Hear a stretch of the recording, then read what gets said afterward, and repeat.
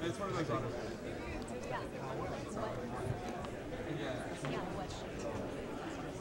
Of course it is. Because she knows that.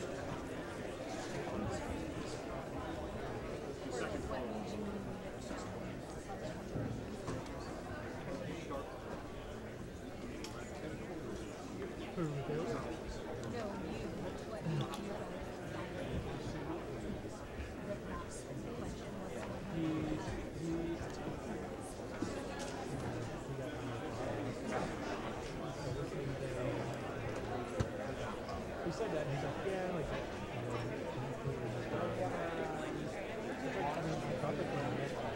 There's a fridge in the back. chicken. Yeah, Yeah, go ahead, Graham.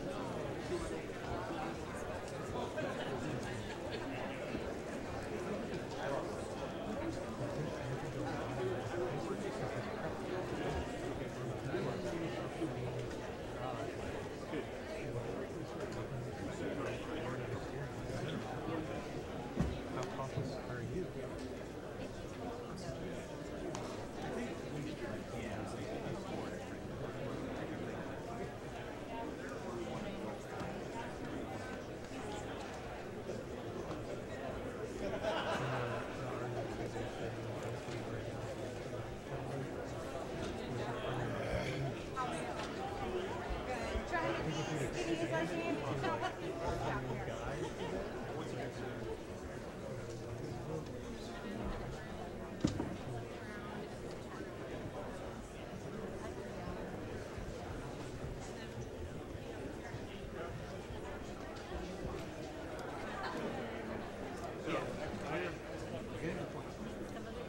Down in front.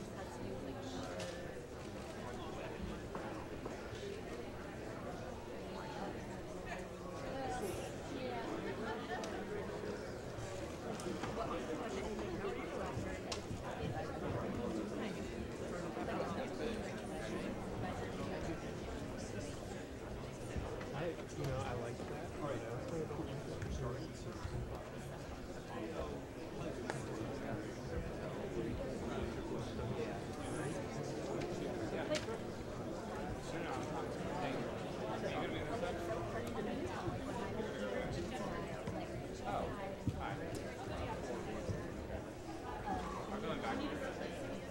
No, these have all been done. Yeah.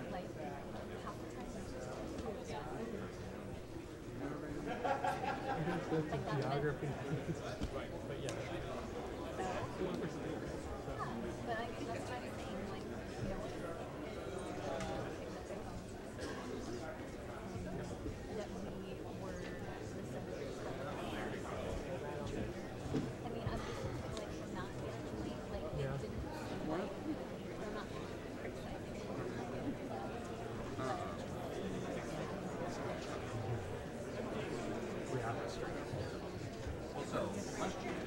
So Charter. Yeah, the wind up.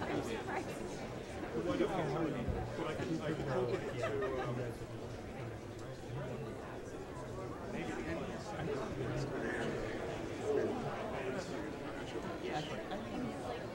Not We're good on this right. stuff. I don't know, look. Let's start it right here. So I understand your he's gonna parse. He's gonna split it.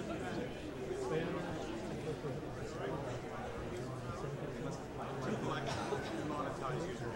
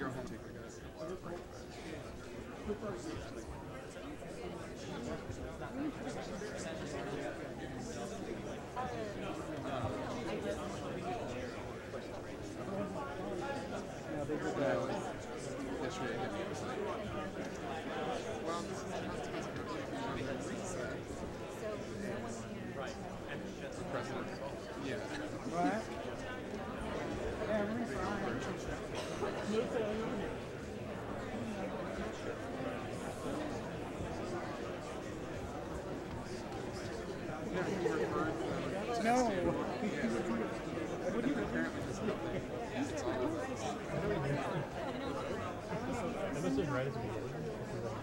Yeah,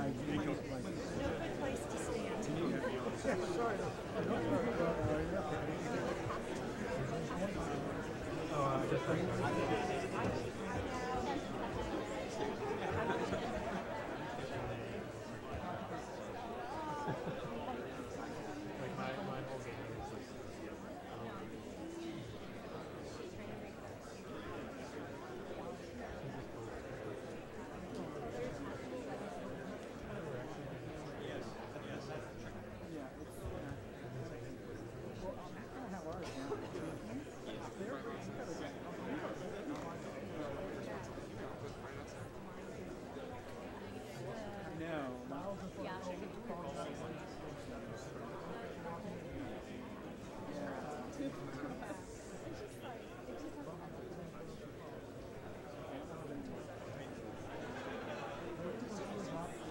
We actually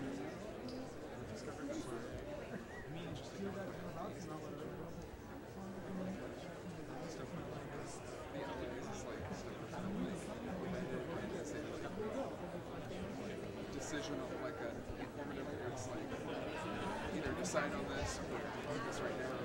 Whereas like the Monday is like we really need to talk about XYZ because it's about to blow up in an hour. And it's just like,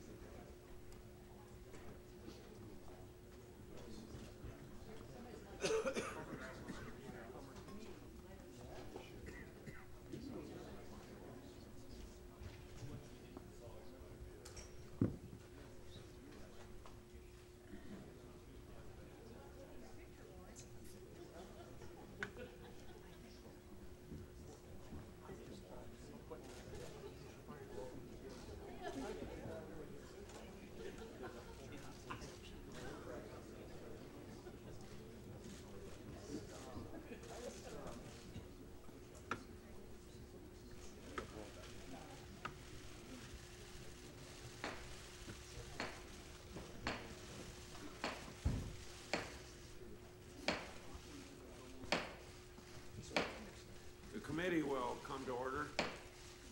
Yeah, the White House up. Yeah, okay. I'm going to read this first. Okay.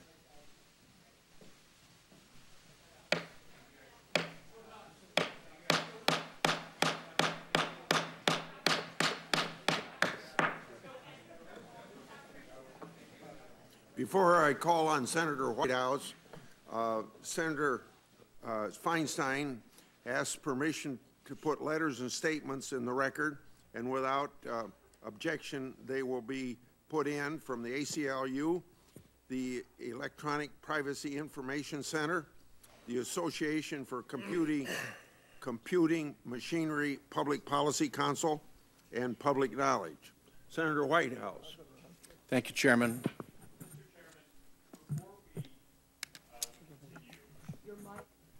Thank you.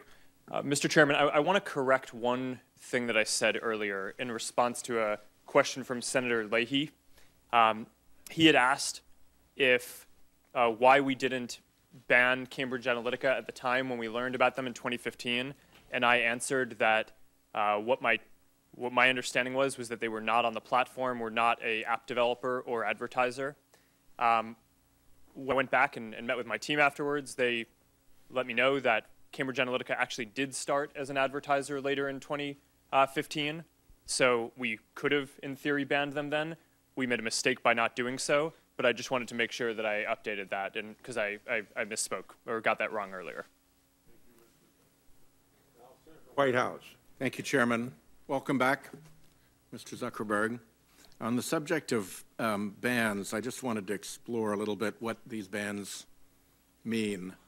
Obviously, Facebook has been done considerable reputational damage by its association with Alexander Kogan and with Cambridge Analytica, which is one of the reasons you're having this enjoyable afternoon with us.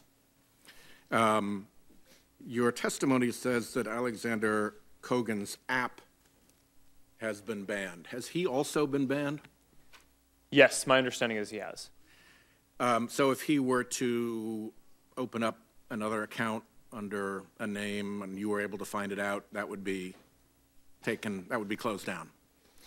Senator, I believe we are preventing him from building any more apps. Does he have a Facebook account still?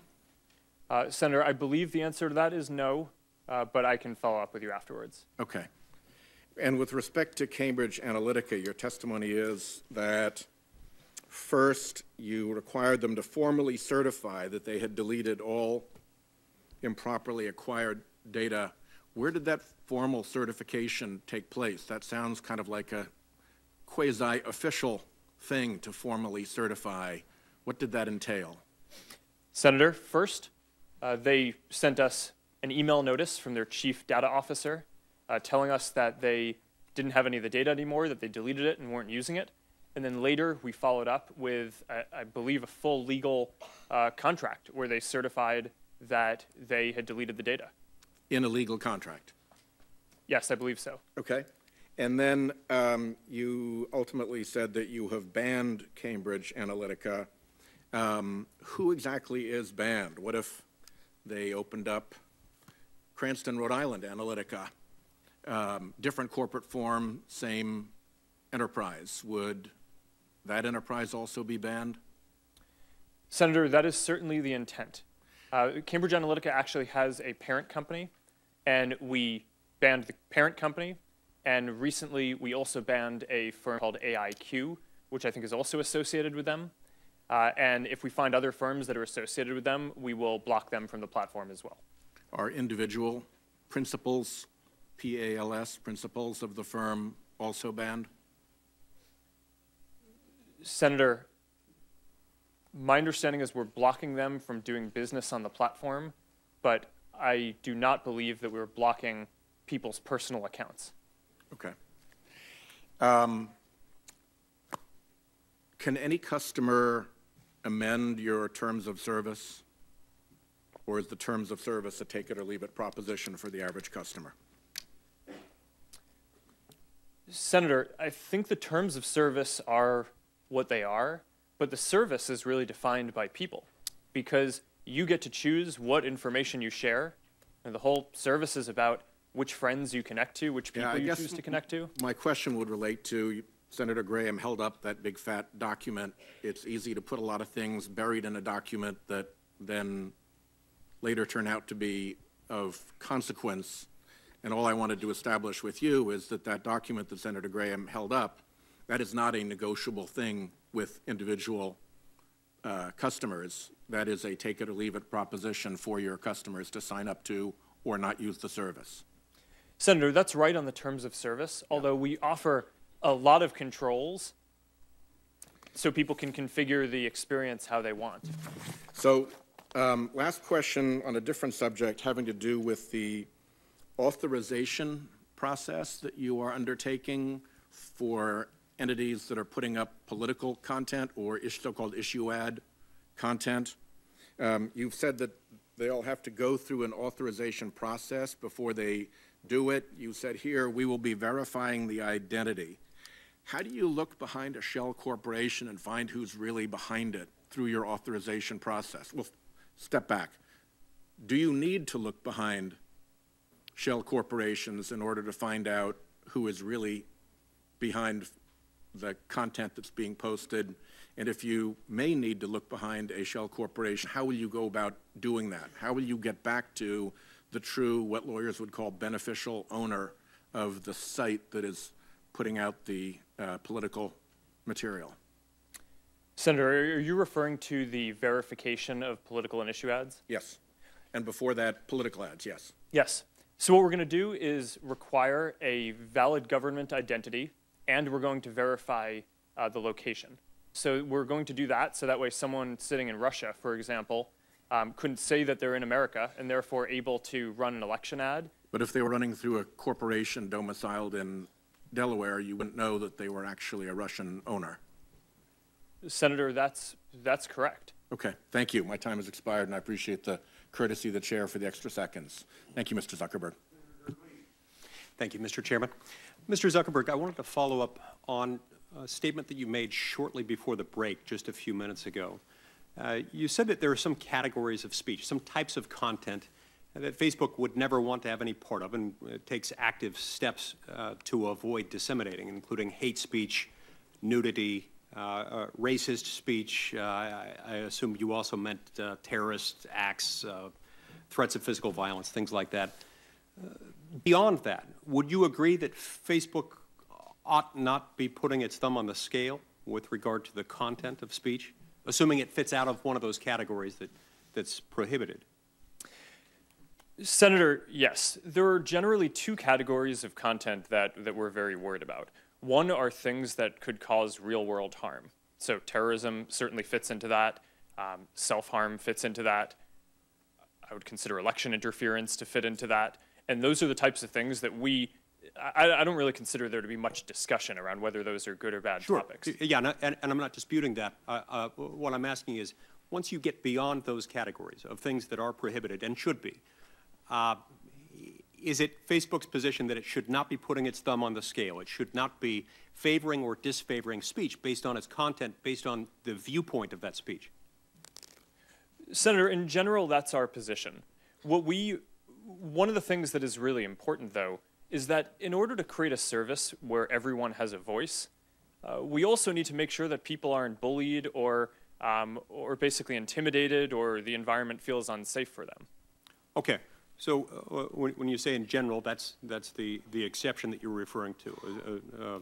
The exception being that if someone feels bullied, even if it's not a terrorist act, nudity, terrorist threats, racist speech, or something like that, you might step in there. Beyond that, would you step in and put your thumb on the scale as far as the viewpoint of the content being posted? Senator, no. I mean, in general, our goal is to allow people to have as much expression as possible. Okay, so subject to the exceptions we've discussed, you would stay out of that. Let me ask you this. Isn't there a significant free market incentive that a social media company, including yours, has in order to safeguard the data of your users? Don't you have free market incentives? And in that respect, Senator, yes. Don't your interests align with those of us here who want to see data safeguarded? Absolutely. Do you have the technological means available at your disposal to make sure that that doesn't happen and to protect, say, an app developer from transferring Facebook data to a third party? Senator, a lot of that we do, and some of that happens outside of our systems and will require new measures. So, for example, what we saw here was people chose to share information with an app developer. That worked according to how the system was designed. That information was then transferred out of our system to servers that this developer, Alexander Kogan, had, and then that person chose to then go sell the data to Cambridge Analytica.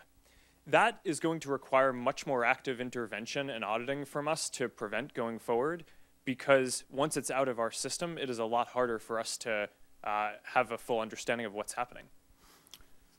From what you've said today and from previous statements made by you and other officials at your company, data is at the center of your business model. It's how you make money. Your ability to run your business effectively, given that you don't charge your users, is based on monetizing data. And so the real issue, it seems to me, really comes down to what you tell the public, what you tell users of Facebook about what you're going to do with the data, about how you're going to use it. Can you give me a couple examples, maybe 2 examples of ways in which data is collected by Facebook in a way that people are not aware of? 2 examples of types of data that Facebook collects that might be surprising to Facebook users. Well, Senator, I would hope that what we do with data is not surprising to people. And has it been at times? Well, Senator, I think in this case, people certainly didn't expect this developer to sell the data to Cambridge Analytica.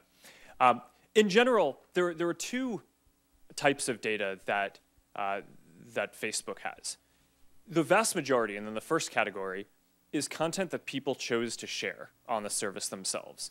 So that's all the photos that you share, the posts that you make, what you think of as the Facebook service, right? That's, everyone has control every single time that they go to share that.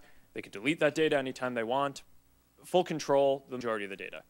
The second category is around specific data that we collect in order to make the advertising experiences better and more relevant and work for businesses. And those often revolve around measuring, okay, if we showed you an ad and then you click through and you go somewhere else, we can measure that you actually, that the ad worked. That helps make the experience more relevant and better for people who are getting more relevant ads, and better for the businesses because they perform better. You also have control completely of that second type of data. You can turn off the ability for Facebook to collect that. Your ads will get worse, so a lot of people don't want to do that.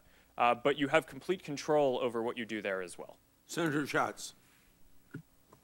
Thank you, Mr. Chairman. I want to follow up on the questions around the terms of service. Your terms of service are about 3,200 words with 30 links. One of the links is to your data policy, which is about 2,700 words with 22 links. And I think the point has been well made that people really have no earthly idea what they're signing up for. And I understand that at the present time that's legally binding, but I'm wondering if you can explain to the billions of users in plain language, what are they signing up for? Senator, that's a good and important question here. In general, you sign up for the Facebook. You get the ability to share the information that you want with people. That's what the service is, right? Is that you can connect with the people that you want, and you can share whatever content matters to you, whether that's photos or links or posts. And you get control over who you share it with, and you can take it down if you want, and you don't need to put anything up in the first place if you don't want. What about the part that people are worried about, not the fun part? Well, what's that? The part that people are worried about is that the data is going to be improperly used. So people are trying to figure out, are your DMs informing the ads? Are your browsing habits being collected? Everybody kind of understands that when you click like on something, or if you say you like a certain movie or have a particular political proclivity, that I think that's fair game. Everybody understands that. What we don't understand exactly, because both as a matter of practice and as a matter of not being able to decipher those terms of service and the privacy policy, is what exactly are you doing with the data, and do you draw a distinction between data collected in the process of utilizing the platform and that which we clearly volunteer to the public to present ourselves to other Facebook users? Senator, I'm not sure I fully understand this. In general, people come to Facebook to share content with other people. We use that in order to also inform how we rank services like newsfeed and ads to provide more relevant experiences. Let me try a couple of specific examples. If I'm emailing within WhatsApp, does that ever inform your advertisers? No, we don't see any of the content in WhatsApp. It's fully encrypted. Right, but is there some algorithm that spits out some information to your ad platform, and then let's say I'm emailing about Black Panther within WhatsApp? Do I get a Black Panther banner ad? Senator, Facebook systems do not see the content of messages being transferred over WhatsApp. Yeah, I know, but that's not what I'm asking. I'm asking about whether these systems talk to each other without a human being touching it. Senator, I think the answer to your specific question is if you message someone about Black Panther on WhatsApp, it would not inform any ads. Okay.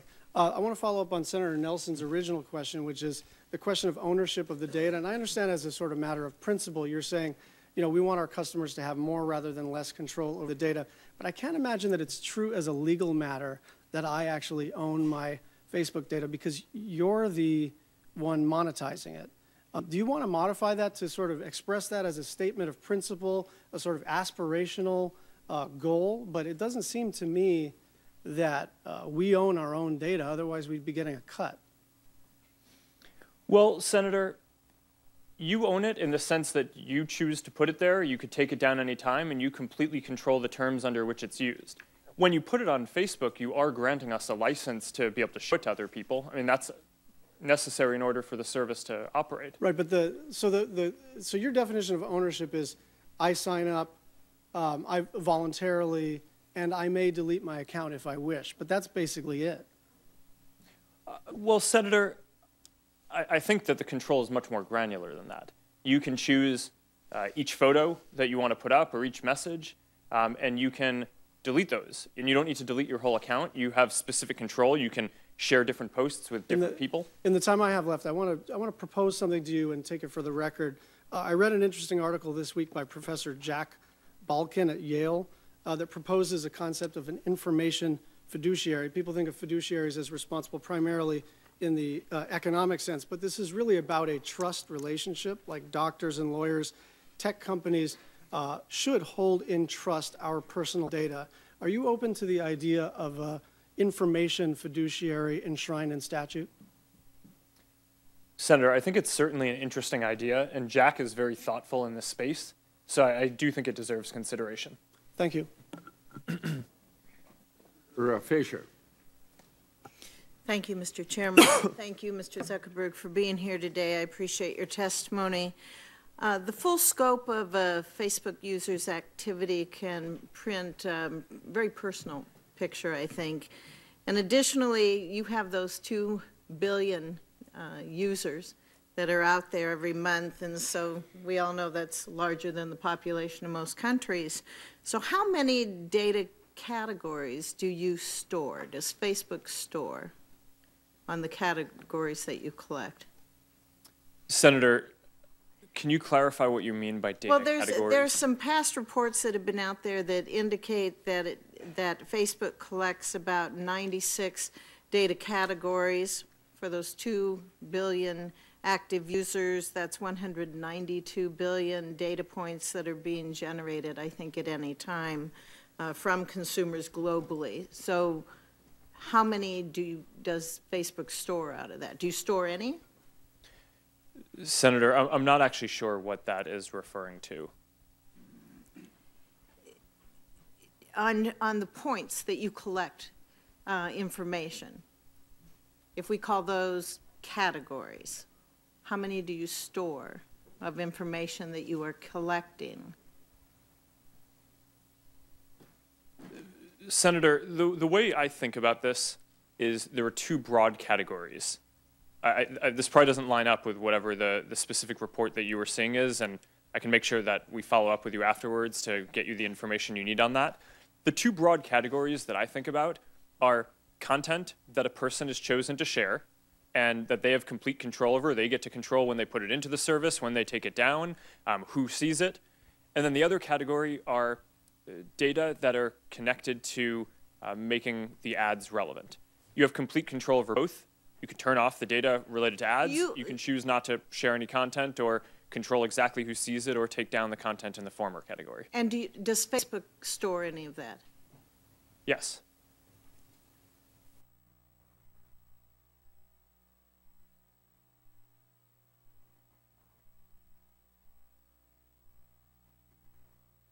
How much do you store of that? All of it? All of it? Everything we click on? Is that in storage somewhere? Senator, we store data about what people share on the service and information that's required to do ranking better, to show you what you care about in news feed. Do you store text history, user content, activity, device location? Senator, some of that content, with people's permission, we do store. Do you disclose any of that?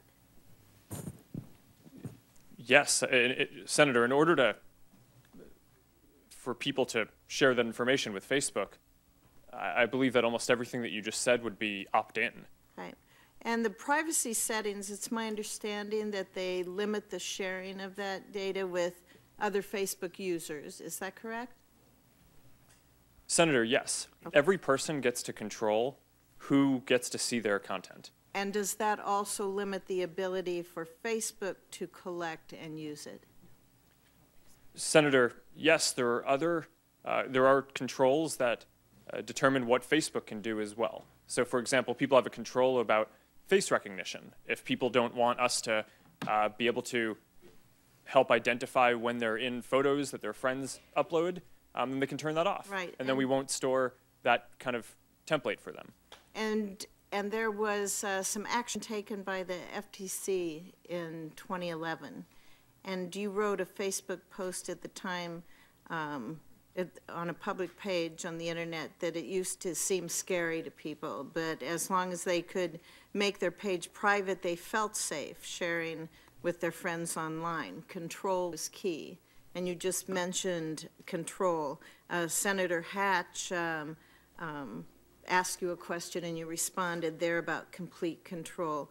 So you and your company have used that term repeatedly, and I believe you use it to reassure users. Is that correct?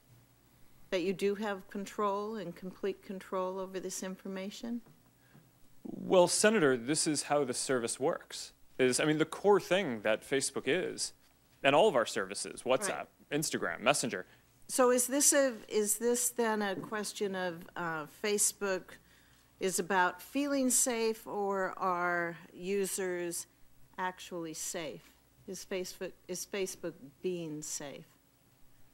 Senator, I think Facebook is safe. I use it, and my family use it, and all the people I love and care about use it all the time.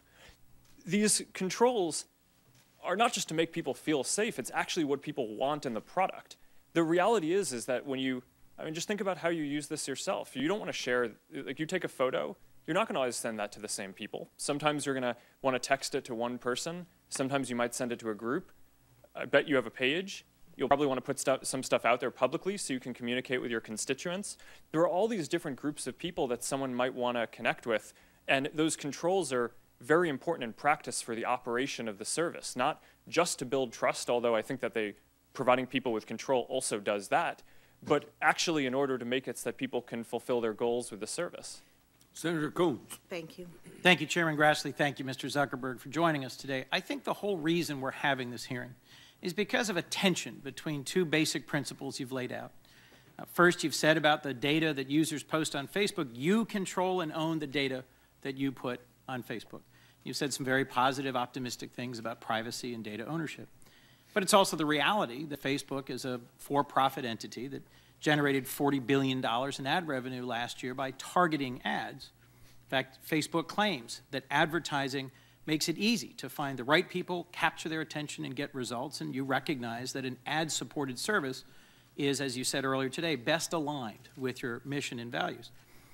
But the reality is there's a lot of examples where ad targeting has led to results that I think we would all disagree with or dislike or would concern us.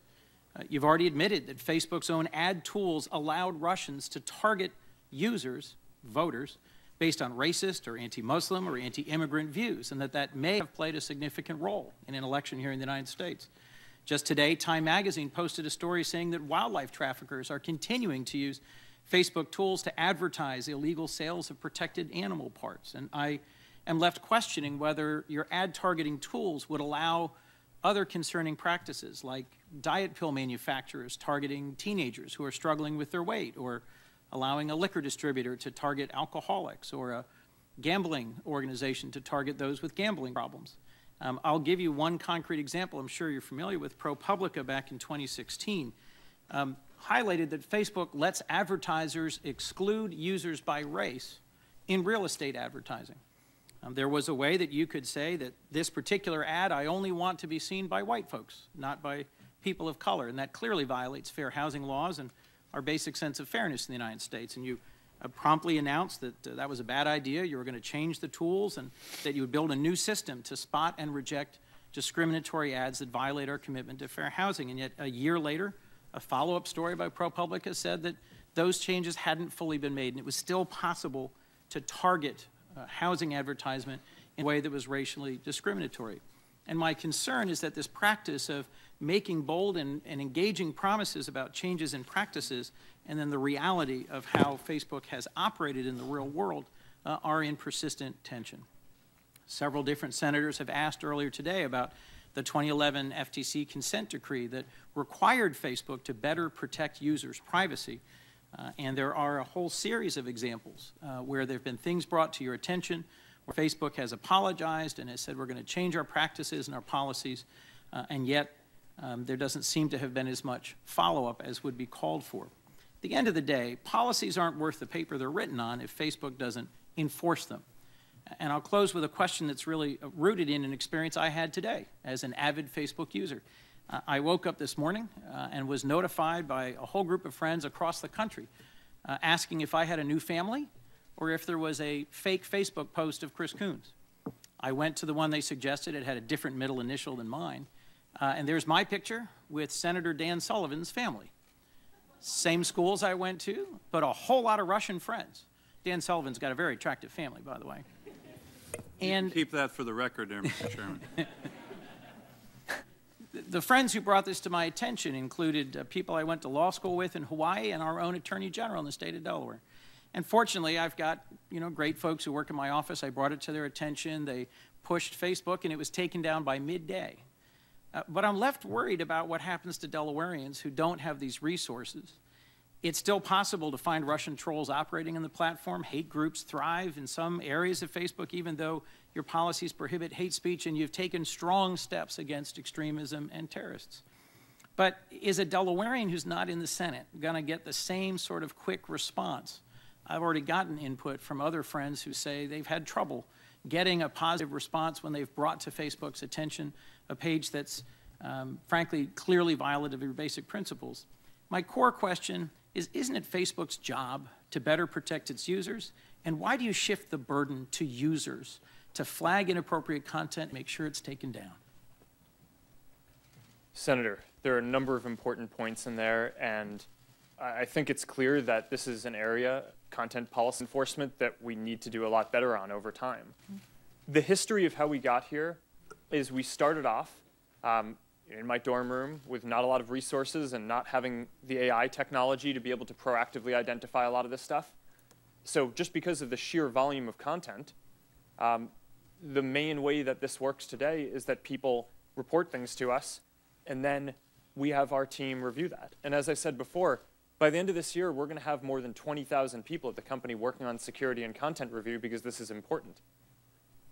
Over time, we're going to shift increasingly to a method where more of this content is flagged upfront by AI tools that we develop. We've prioritized the most important types of content that we can build AI tools for today, like terror-related content, where I mentioned earlier that our systems that we deploy, I think, are taking down 99% of the ISIS and Al-Qaeda related content that we take down before a person even flags them to us. If we fast forward 5 or 10 years, I think we're going to have more AI technology that can do that in more areas. And I think we need to get there as soon as possible, which is why we're investing in that. I couldn't agree more. I just think we can't wait 5 years to get housing discrimination and personally offensive material out of Facebook. Thank you. I agree. Chairman. Senator Sass. Thank you, Mr. Chairman. Mr. Zuckerberg, thanks for being here. At current pace, you're due to be done with first round of questioning by about 1 a.m., so congratulations. I like Chris Coons a lot, with his own family or with Dan Sullivan's family. Both are great photos. But I want to ask a similar set of questions from the other side, maybe. I think the conceptual line between mere tech company, mere tools, and an actual content company, I think it's really hard. I think you guys have a hard challenge. I think regulation over time will have a hard challenge. And you're a private company, so you can make policies that maybe less than First Amendment full spirit embracing, in my view, but I worry about that. I worry about a world where when you go from violent groups to hate speech in a hurry, in one of your responses to one of the opening questions, you may decide, or Facebook may decide, it needs to police a whole bunch of speech that I think America might be better off not having policed by one company that has a really big and powerful platform. Can you define hate speech? Senator, I think that this is a really hard question, and I think it's one of the reasons why we struggle with it. There are certain definitions that we have around calling for violence or let's just agree on that. If somebody's calling for violence, that shouldn't be there. I'm worried about the psychological categories around speech. You used language of safety and protection earlier. We see this happening on college campuses all across the country. It's dangerous. 40% of Americans under age 35 tell pollsters they think the First Amendment is dangerous because you might use your freedom to say something that hurts somebody else's feelings. Guess what? There are some really passionately held views about the abortion issue on this panel today. Can you imagine a world where you might decide that pro-lifers are prohibited from speaking about their abortion views on your content, on your platform? I certainly would not want that to be the case. But it might really be unsettling to people who've had an abortion to have an open debate about that, wouldn't it? It might be, but I don't think that would fit any of the definitions of what we have. But I do generally agree with the point that you're making, which is as we're able to technologically shift towards especially having AI proactively look at content, I think that that's going to create massive questions for society about what obligations we want to require companies to fulfill. And I do think that that's a question that we need to struggle with as a country, because I know other countries are, and they're putting laws in place. And I think that America needs to figure out and create the set of principles that we want American companies to operate under. Thanks. I wouldn't want you to leave here today and think there's sort of a unified view in the Congress that you should be moving toward policing more and more and more speech. I think violence has no place on your platform. Sex traffickers and human traffickers have no place on your platform. But vigorous debates, adults need to engage in vigorous debates. I have only a little less than 2 minutes left, so I want to shift gears a little bit. But that was about adults. You're a dad. I'd like to talk a little bit about social media addiction. You started your comments today by talking about how Facebook is and was founded as an optimistic company. You and I have had conversations separate from here. I don't want to put words in your mouth, but I think as you've aged, you might be a little bit less idealistic and optimistic than you were when you started Facebook. As a dad, do you worry about social media addiction as a problem for America's teens? Well, my hope is that we can be idealistic but have a broad view of our responsibility.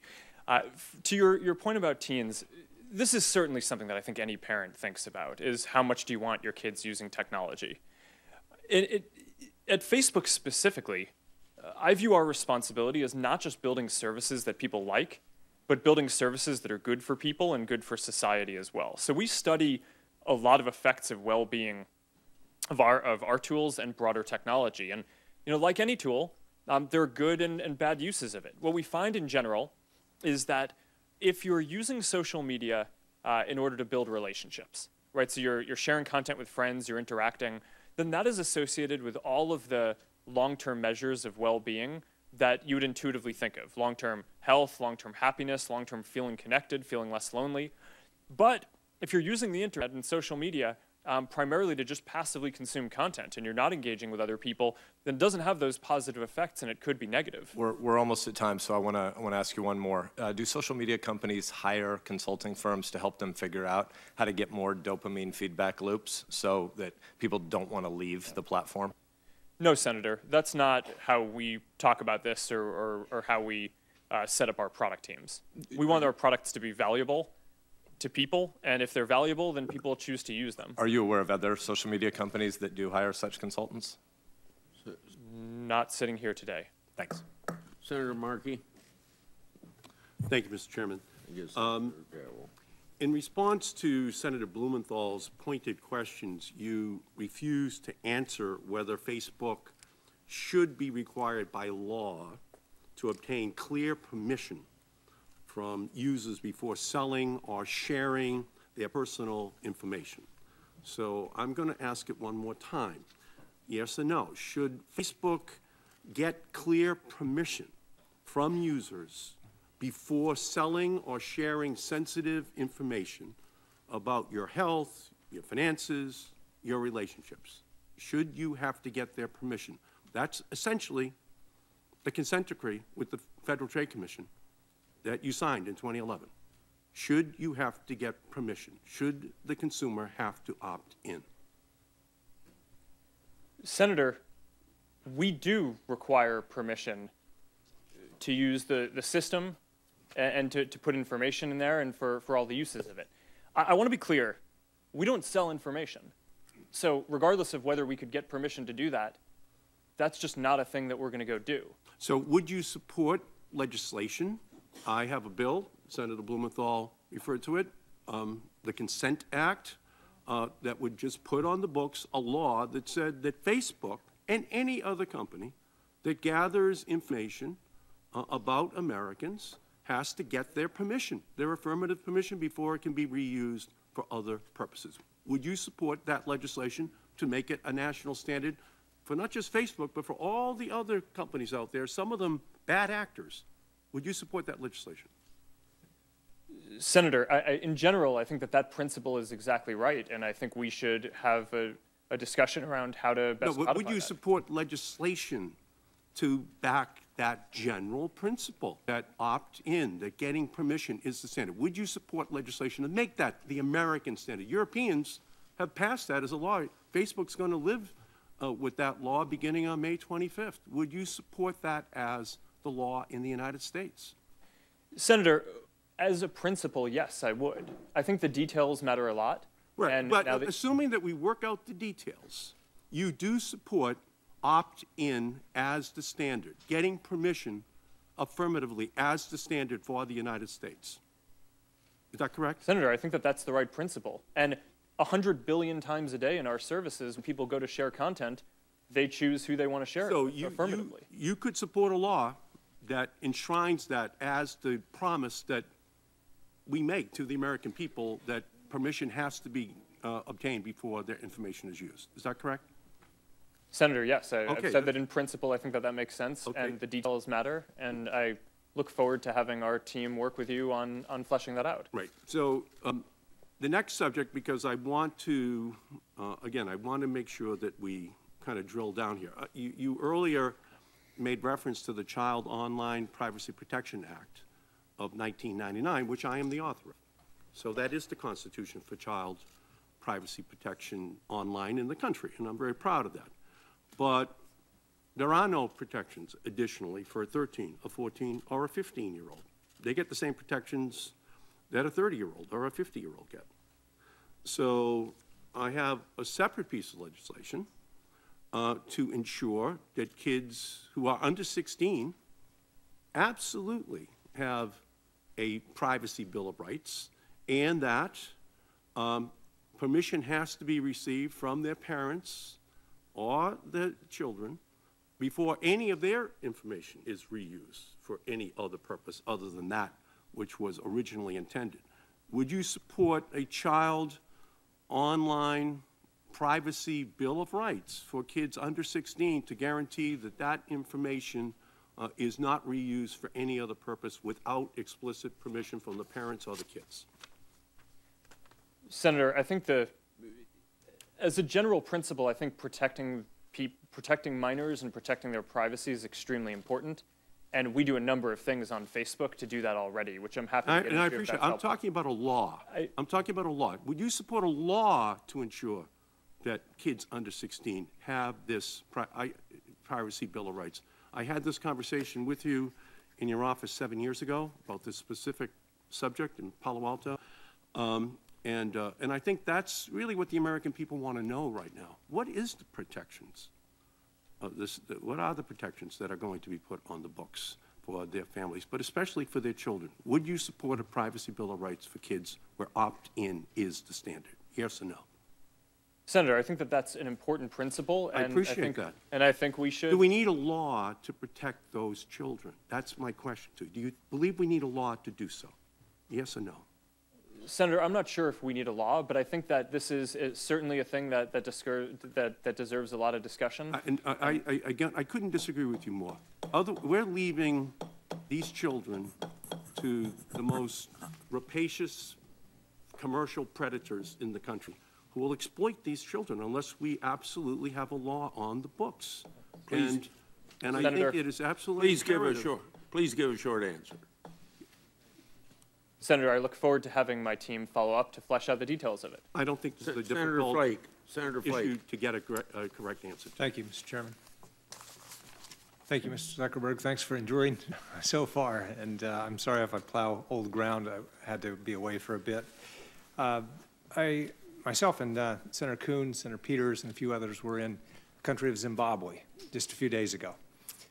We met with opposition figures who had talked about, their goal is to be able to have access to state-run media in many African countries, many countries around the world, third world countries, small countries.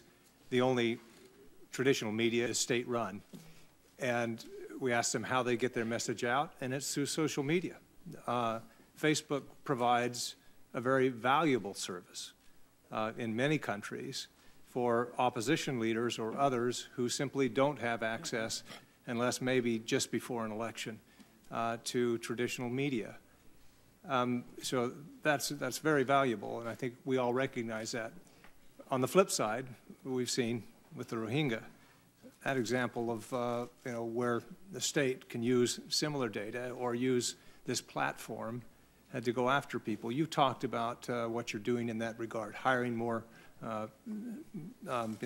traditional or local language speakers. What else are you doing in that regard to ensure that these states don't, or these governments go after opposition figures or others? Senator, there are three main things that we're doing in Myanmar specifically, and that will apply to other situations like that. The first is hiring enough people to do local language support, because the definition of hate speech or things that can be racially coded to incite violence are very language specific, and we can't do that with just English speakers for people around the world, so we need to grow that. The second is, in these countries there tend to be active civil society who can help us identify the figures who are spreading hate, and we can work with them in order to make sure that those figures don't have a place on our platform. The third is that there are specific product changes that we can make in order to, that might be necessary in some countries but not others, including things around news literacy, right? And encouraging people in different countries about ramping up or down things that we might do around fact-checking of content, specific product type things that we would want to implement in different places. But I think that that's something that we're going to have to do in a number of countries. There are obviously limits, native speakers that you can hire or people that have eyes on the page. Artificial intelligence is going to have to take the bulk of this. How much are you investing and working on that tool to do what really we don't have or can't hire enough people to do? Senator, I think you're absolutely right that over the long term, building AI tools is going to be the scalable way to identify and root out most of this harmful content. We're investing a lot in doing that, as well as scaling up the number of people who are doing content review. One of the things I've mentioned is in this year, or in the last year, we've basically doubled the number of people doing security and content review. We're going to have more than 20,000 people working on security and content review by the end of this year. So it's going to be continuing to grow the people who are doing review in these places with building AI tools, which we're working as quickly as we can on that, but some of this stuff is just hard. That, I think, is going to help us get to a better place on eliminating more of this harmful content. Thank you. You've talked some about this, I know. Do you believe that Russian and or Chinese governments have harvested Facebook data and have detailed data sets on Facebook users?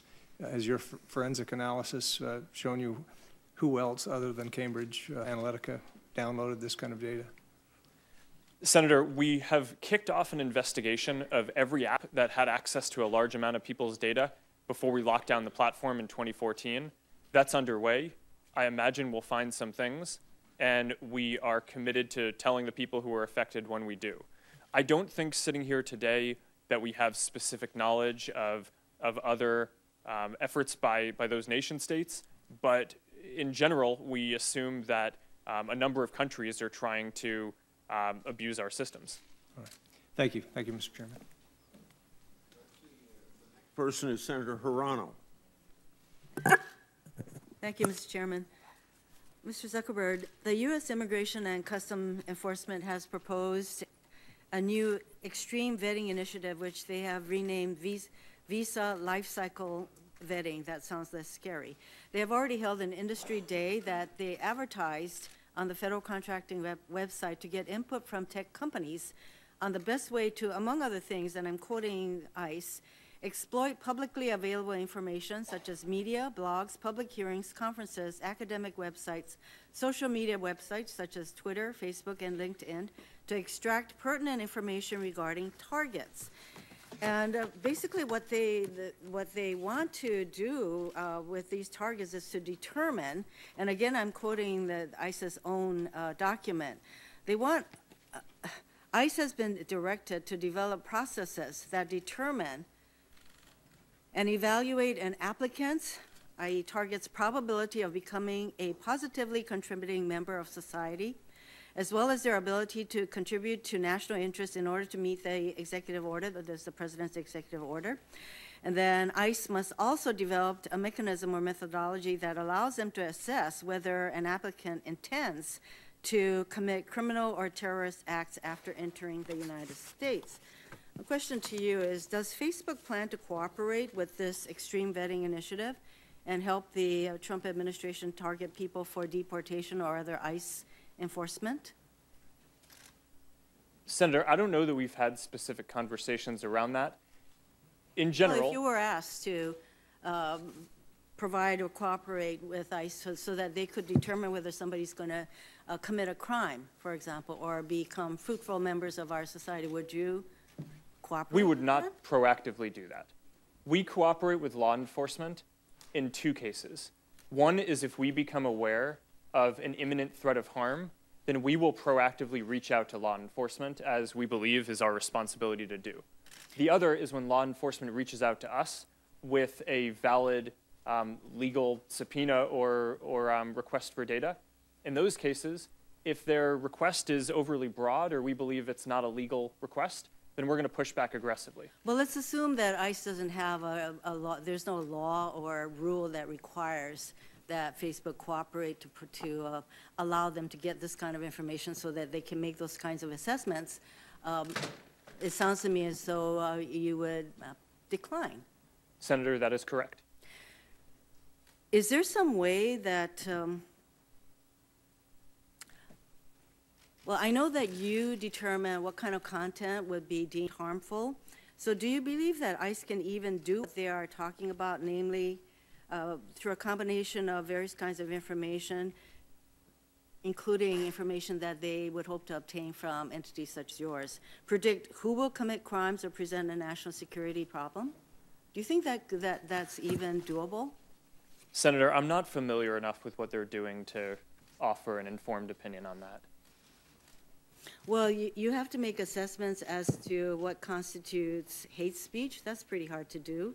You have to assess what election interference is. So these are rather difficult to identify, but wouldn't trying to predict whether somebody's going to commit a crime fit into the category of pretty difficult to assess? Senator, it sounds difficult to me. All of these things, like you're saying, are difficult. Well, I don't know, without having worked on it or thinking about it, how I think much progress common sense one would could make. tell us that that's pretty difficult, and yet that's what ICE is proceeding to do. You were asked about discriminatory advertising, and in February of 2017, Facebook announced that it would no longer allow certain kinds of ads that discriminated on the basis of race, gender, family status, sexual orientation, disability, or veteran status, all categories prohibited by federal law and housing. And yet, after 2017, it was discovered that you could, in fact, place those kinds of ads. So what is the status of whether or not these ads can currently be placed on Facebook? And have you followed through on your February 2017 promise to address this problem? And is there a way for the public to verify that you have, or are we just expected to trust that you've done this? Senator, those are all important questions. And in general, it is against our policies to have any ads that are discriminatory.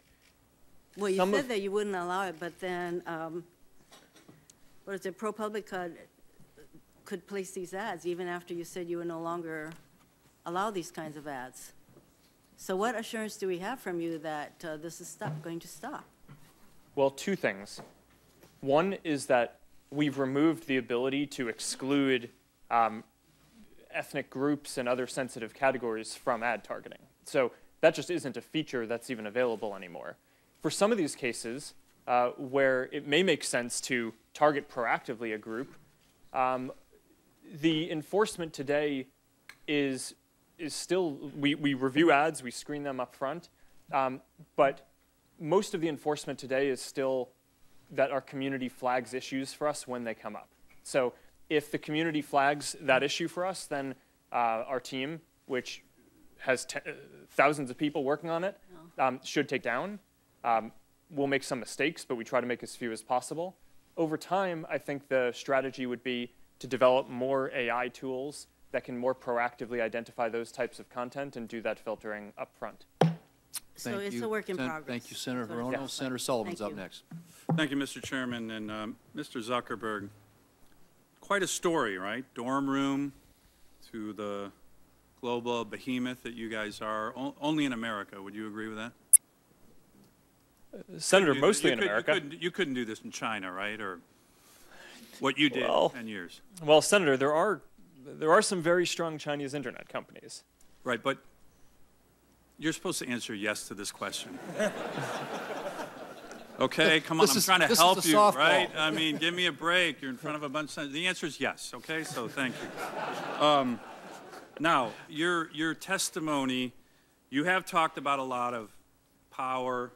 You've been involved in elections. I thought your testimony was very interesting, really all over the world.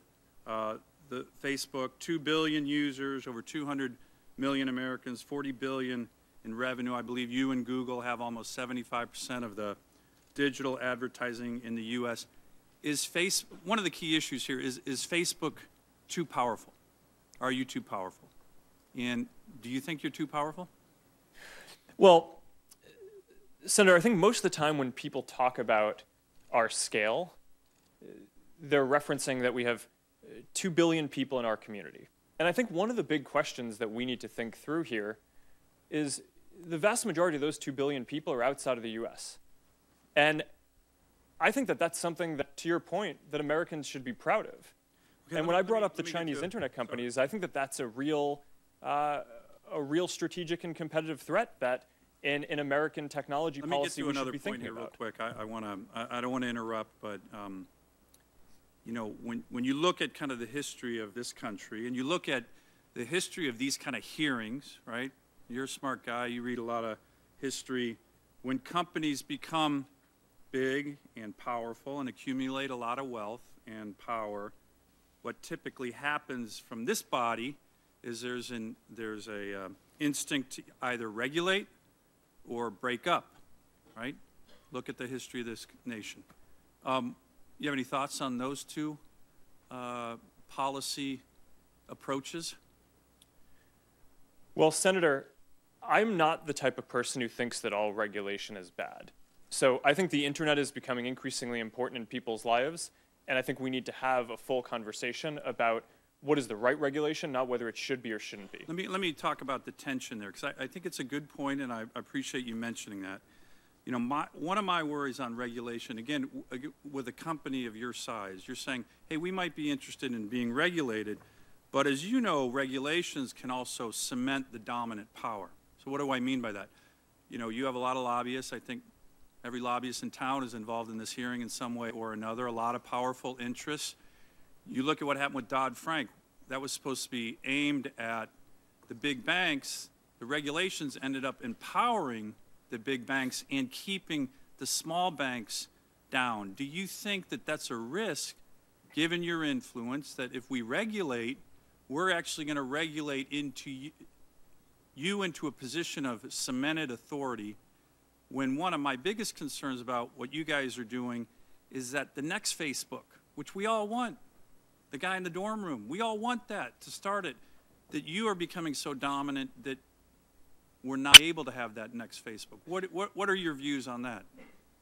Well, Senator, I agree with the point that when you're thinking through regulation, across all industries, you need to be careful that it doesn't cement in the current companies that are winning. But would you try to do that?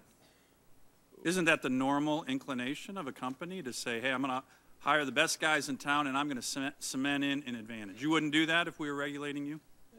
Senator, that certainly wouldn't be our approach. But I think part of the challenge with regulation in general is that when you add more rules that companies need to follow, that's something that a larger company like ours inherently just has the resources to go do, and that might just be harder for a smaller company getting started to be able to comply with. Correct. So it's not something that, like, going into this, I would look at the conversation as what is the right outcome. I think there are real challenges that we face around content and privacy and in a number of other areas, ads transparency, elections. Let me get, I'm sorry to interrupt, but let me get to one final question that kind of relates to what you're talking about in terms of content, regulation, and what exactly Facebook is. You know, you mentioned you're a tech company, a platform, but there's some who are saying that you're the world's biggest publisher.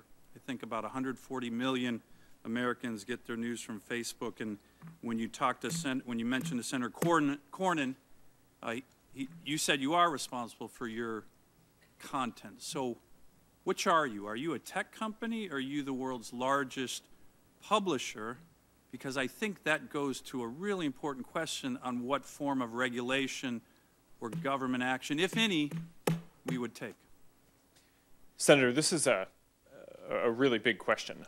I view us as a tech company because the primary thing that we do is build technology and products. But you said you're responsible for your content, which makes you kind of a publisher, right? Well, I agree that we're responsible for the content, but we don't produce the content. I think that when people ask us if we're a media company or a publisher, my understanding of what the heart of what they're really getting at is, do we feel a responsibility for the content on our platform? The answer to that, I think, is clearly yes. But I don't think that that's incompatible with fundamentally at our core being a technology company where the main thing that we do is have engineers and build products. Thank you, Senator Sullivan. Senator Udall. Thank you, Mr. Chairman, and thank you very much, Mr. Zuckerberg, for being here today. You spoke very idealistically about your company, and you talked about the strong values, and you said you wanted to be a positive force in the community and the world. And you were hijacked by Cambridge Analytica for political purposes. Are you angry about that? Absolutely. And you're determined, and I assume you want changes made in the law. That's what you've talked about today. Senator, the most important thing that I care about right now is making sure that no one interferes in the various 2018 elections around the world. We have an extremely important U.S. midterm. We have major elections in India, Brazil, Mexico, Pakistan, Hungary coming up.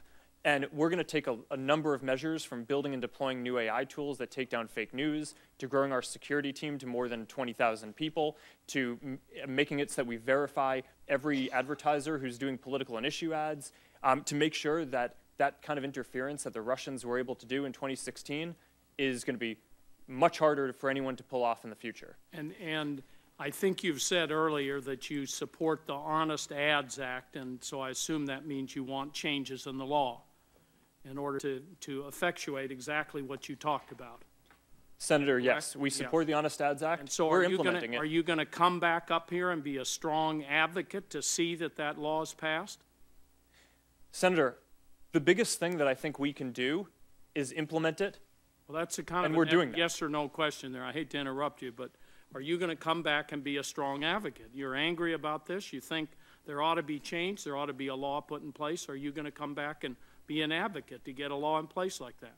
Senator, our team is certainly going to work on this. What I can say is the biggest thing I'm talking about you, not your team. Well, Senator, I try not to come back here to and be an DC. advocate for that law. That's what I want to see. I mean, you're upset about this. We're upset about this. I'd like a yes or no answer on that one.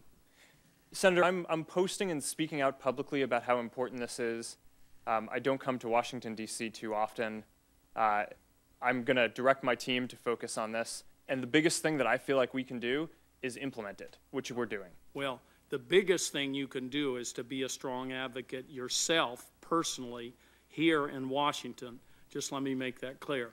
But many of us have seen the kinds of images shown earlier by Senator Leahy. You saw those images that he held up. Can you guarantee that any of those images that can be attributed or associated with the Russian company Internet Research Agency have been purged from your platform? Senator, no, I can't guarantee that because this is an ongoing arms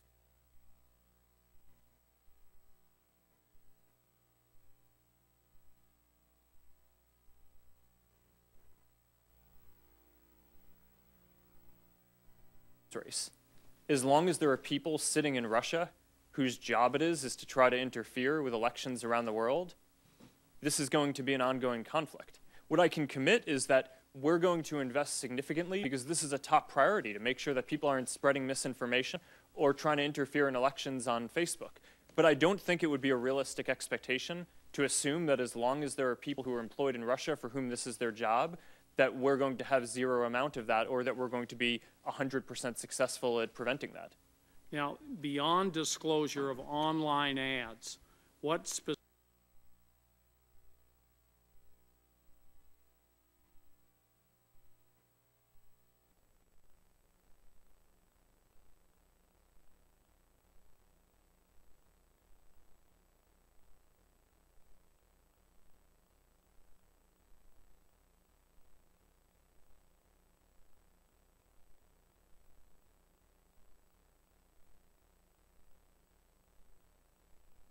identity.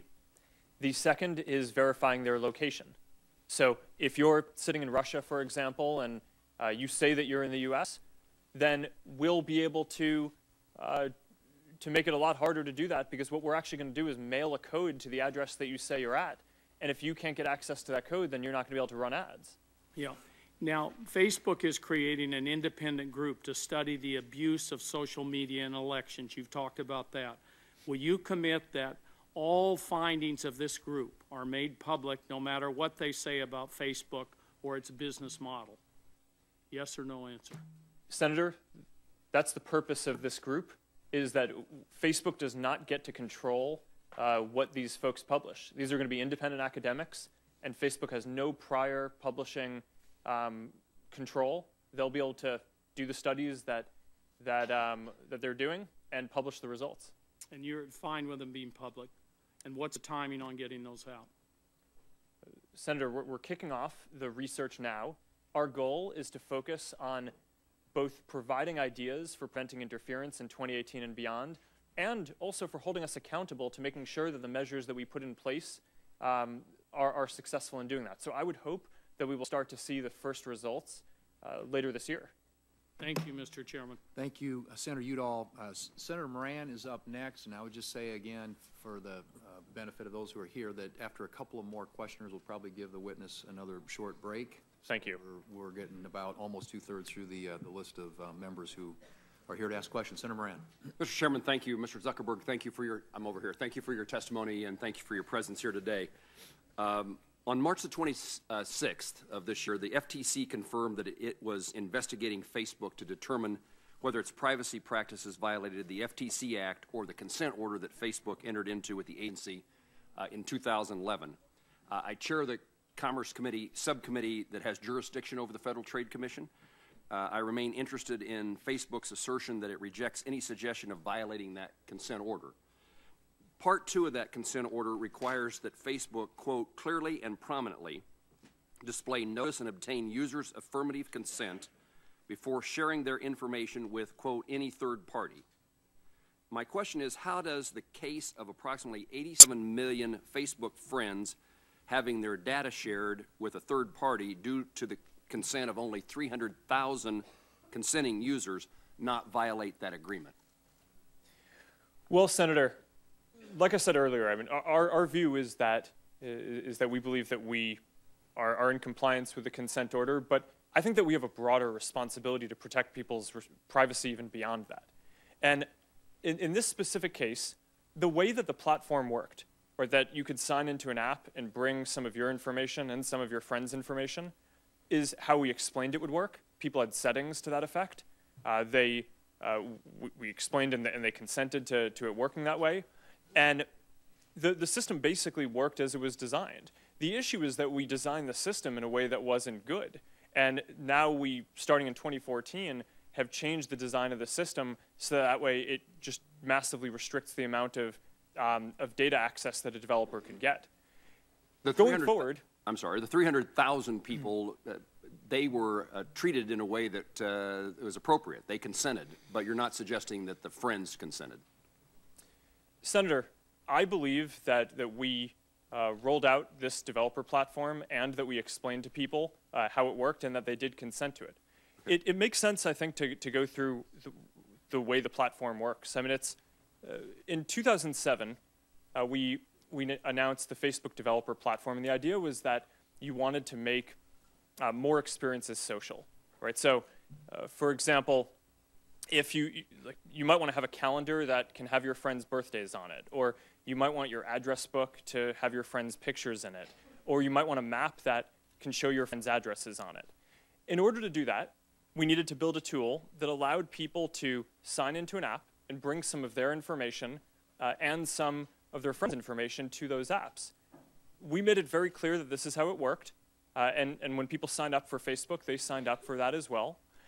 Now, a lot of good use cases came from that. I mean, there were games that were built, there were integrations with companies that I think we're familiar with, like Netflix and Spotify.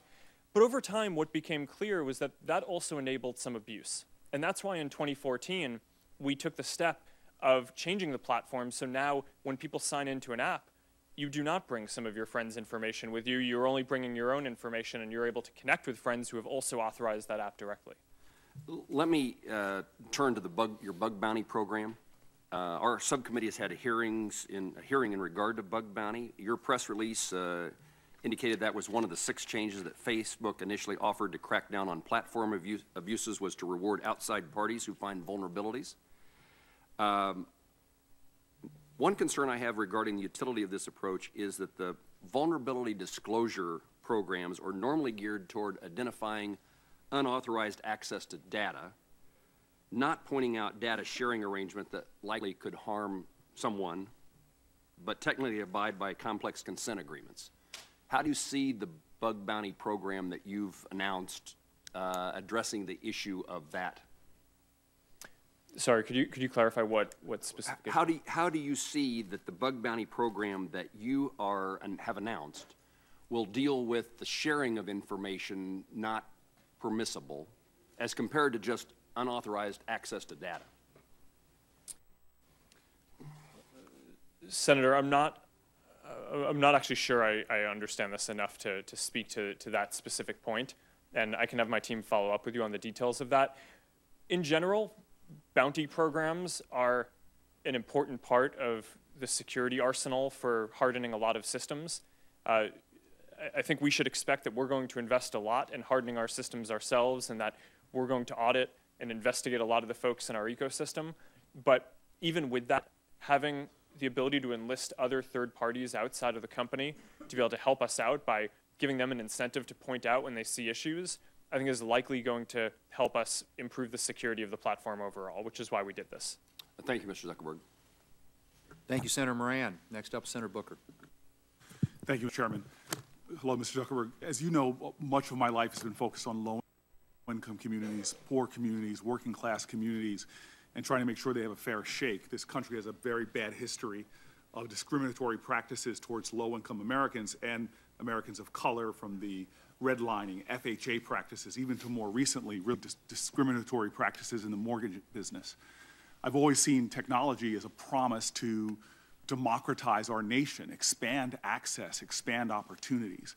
But unfortunately, we've also seen how platforms, technology platforms like Facebook, can actually be used to double down on discrimination and give people more sophisticated tools with which to discriminate.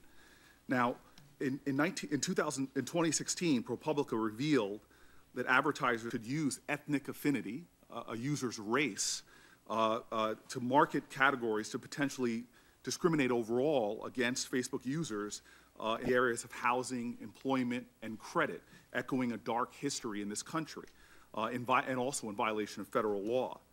In 2016, Facebook committed to fixing this, that the advertisers who have access to this data, to fixing it.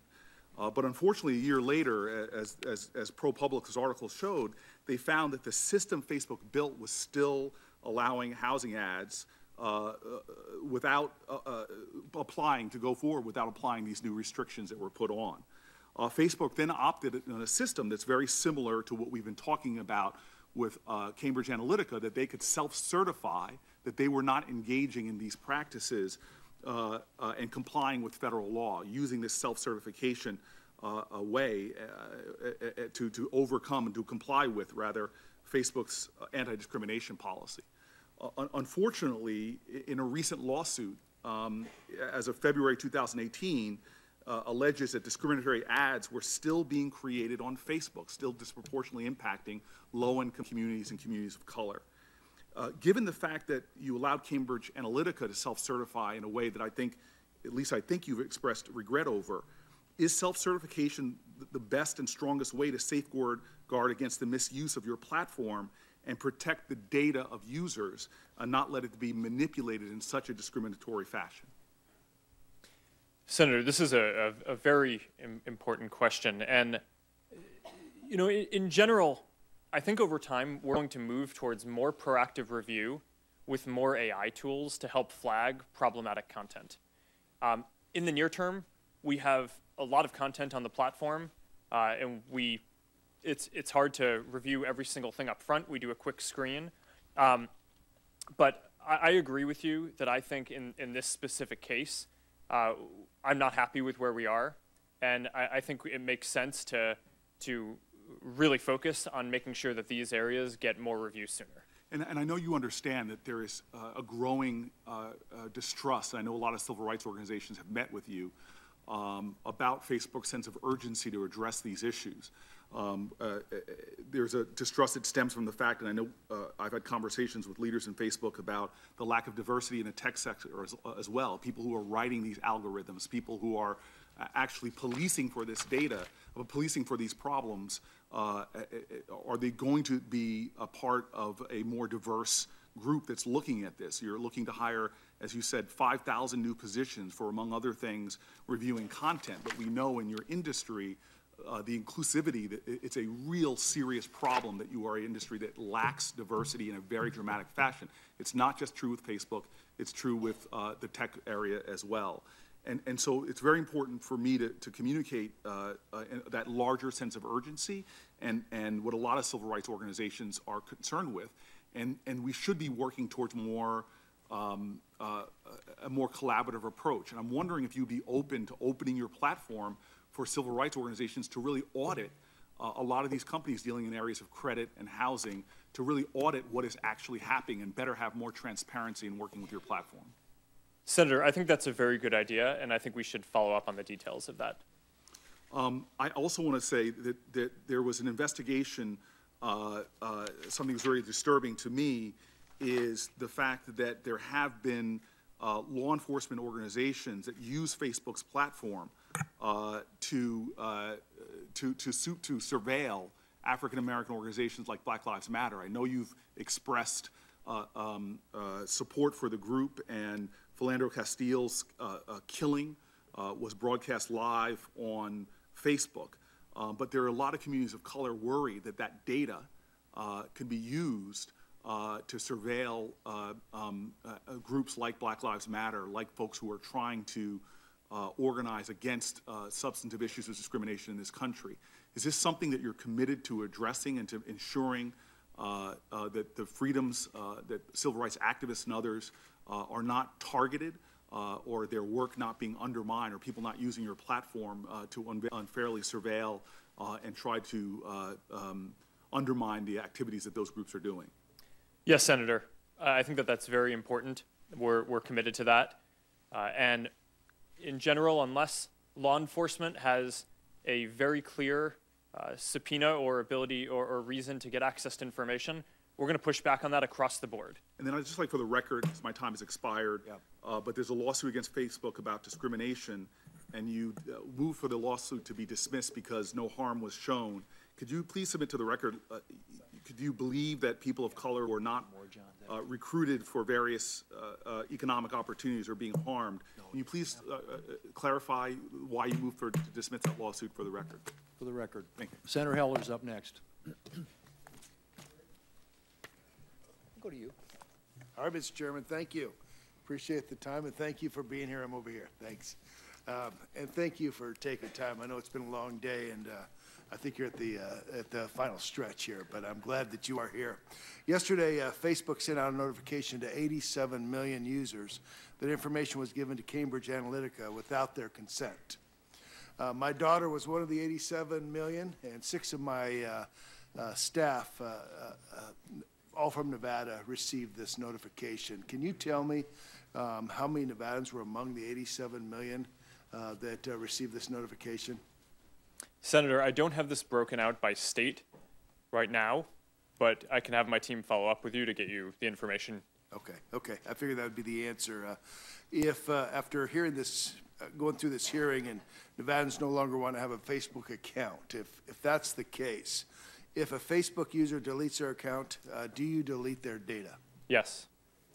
My kids have been on Facebook and Instagram for years. How long do you keep a user's data? Sorry, how long do you keep a user's data once they after they've left? If they choose to delete their account, how long do you keep their data? I don't know the answer to that off the top of my head. I know we try to delete it as quickly as is reasonable. We have a lot of complex systems, and it takes a while to work through all that. But I think we try to move as quickly as possible, and I can follow up or have my team follow up to get you the data on that. Okay. Have you ever said that you won't sell an ad based on personal information, simply that you wouldn't sell this data because of the usage of it goes too far? Senator, could you clarify that? Have you ever drawn the line on selling data to an advertiser? Yes, Senator. We don't sell data at all. So the way the ad system works is advertisers can come to us and say, I have a message that I'm trying to reach a certain type of people. They might be interested in something. They might live in a place. And then we help them get that message in front of people. But this is one of it's widely mischaracterized about our system that we sell data. And it's actually one of the most important parts of how Facebook works is we do not sell data. Advertisers do not get access to people's individual data. Have you ever collected the content of phone calls or messages through any Facebook application or service? Senator, I don't believe we've ever collected the content of phone calls. We have an app called Messenger that allows people to message mostly their Facebook friends. And we do, on the Android operating system, allow people to use that app as their client for both Facebook messages and texts. So we do allow people to import their texts into that. Okay. Let me ask you about government surveillance. For years, Facebook said that there should be strict limits on the information the government can access on Americans. And by the way, I agreed with you that because privacy is important to Nevadans.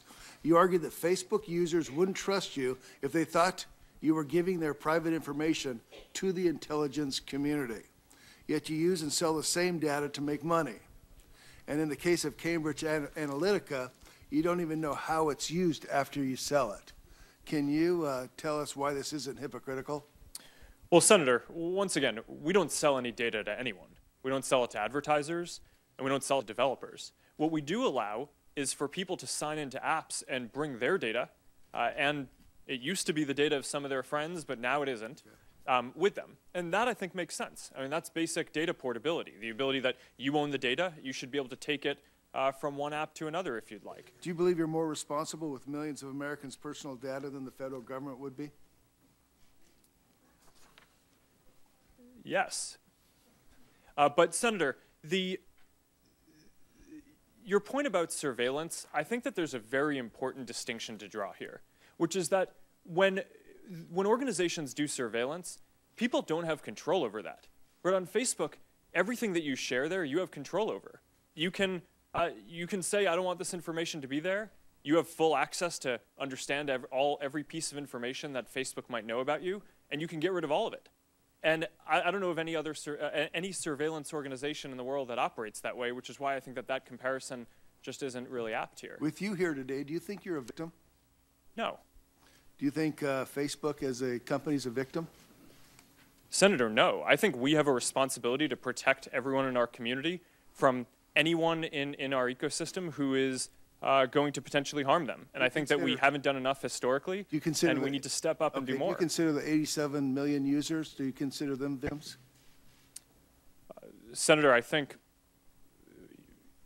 yes. I mean, they did not want their information to be sold to Cambridge Analytica by a developer. And that happened, and it happened on our watch. So even though we didn't do it, I think we have a responsibility to be able to prevent that and be able to take action sooner.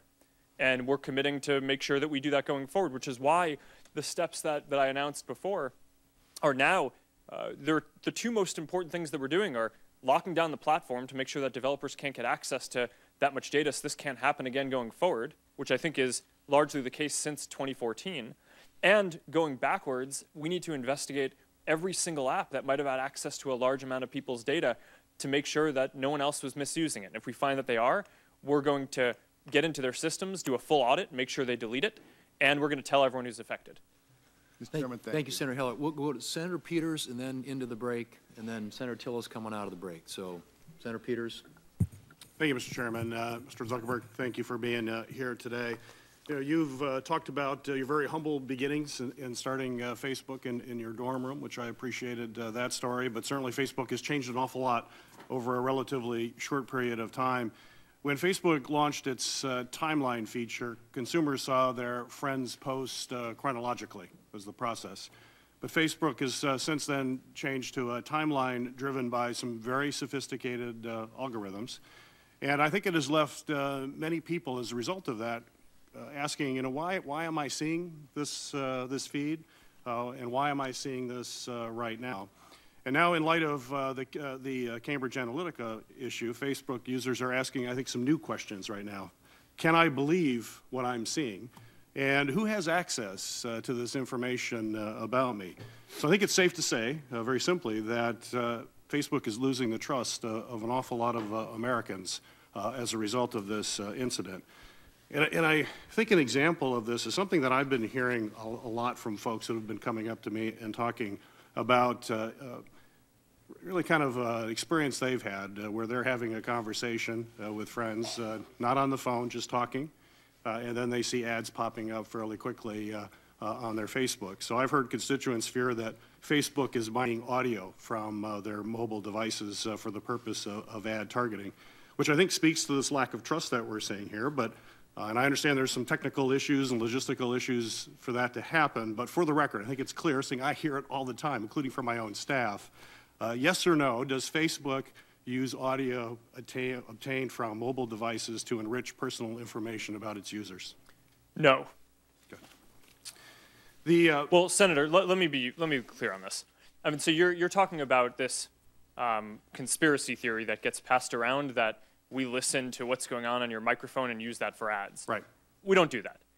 To be clear, we do allow people to take videos on their devices and share those. And of course, videos also have audio. So we do, while you're taking a video, record that and use that to make the service better by making sure that your videos have audio. But I mean, that I think is pretty clear. But I just wanted to make sure I was exhaustive there. Well, I appreciate that, and hopefully that'll dispel a lot of what I've been hearing, so thank you for saying that. Certainly, today, in the era of mega data, we are finding that data drives everything, including consumer behavior. And so consumer information is probably the most valuable information you can get in the data ecosystem. And certainly, folks, as you've mentioned in your testimony here, people like the fact that they can have targeted ads that they're going to be interested in as opposed to being bombarded by a lot of ads that they don't have any interest in. That consumer information is important in order for you to tailor that. But also people are now beginning to wonder, is there an expense to that when it comes to perhaps exposing them to being manipulated or through deception? You've talked about artificial intelligence. You brought that up many times during your testimony. And I know you've employed some new algorithms to target bots, bring down fake accounts, deal with terrorism, things that you've talked about in this hearing. But you also know that artificial intelligence is not without its risk, and that you have to be very transparent about how those algorithms are constructed. How do you see artificial intelligence, more specifically, dealing with the ecosystem by helping to get consumer insights, but also keeping consumer privacy safe? Senator, I think the core question you're asking about AI transparency is a really important one that people are just starting to very seriously study, and that's ramping up a lot. And I think this is going to be a very central question for how we think about AI systems over the next decade and beyond.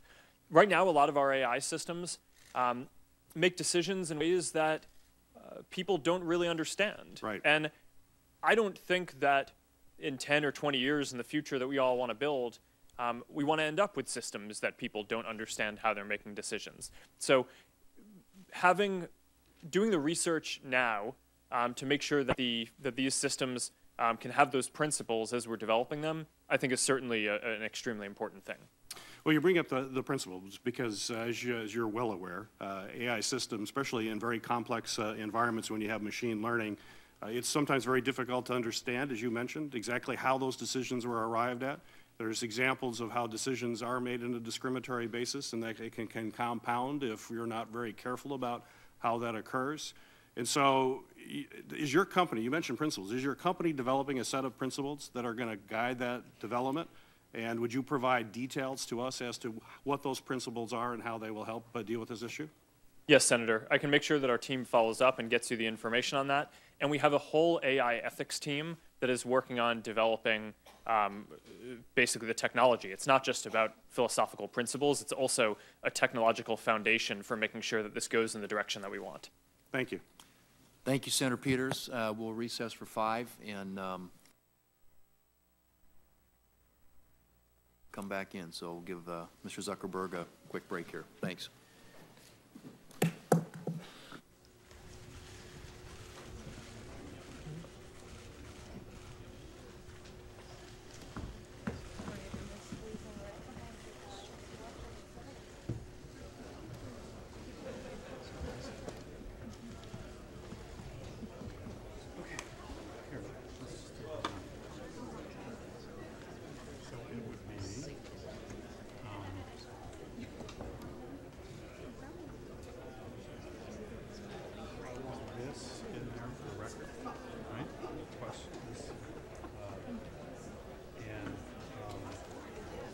Peters asked it, right?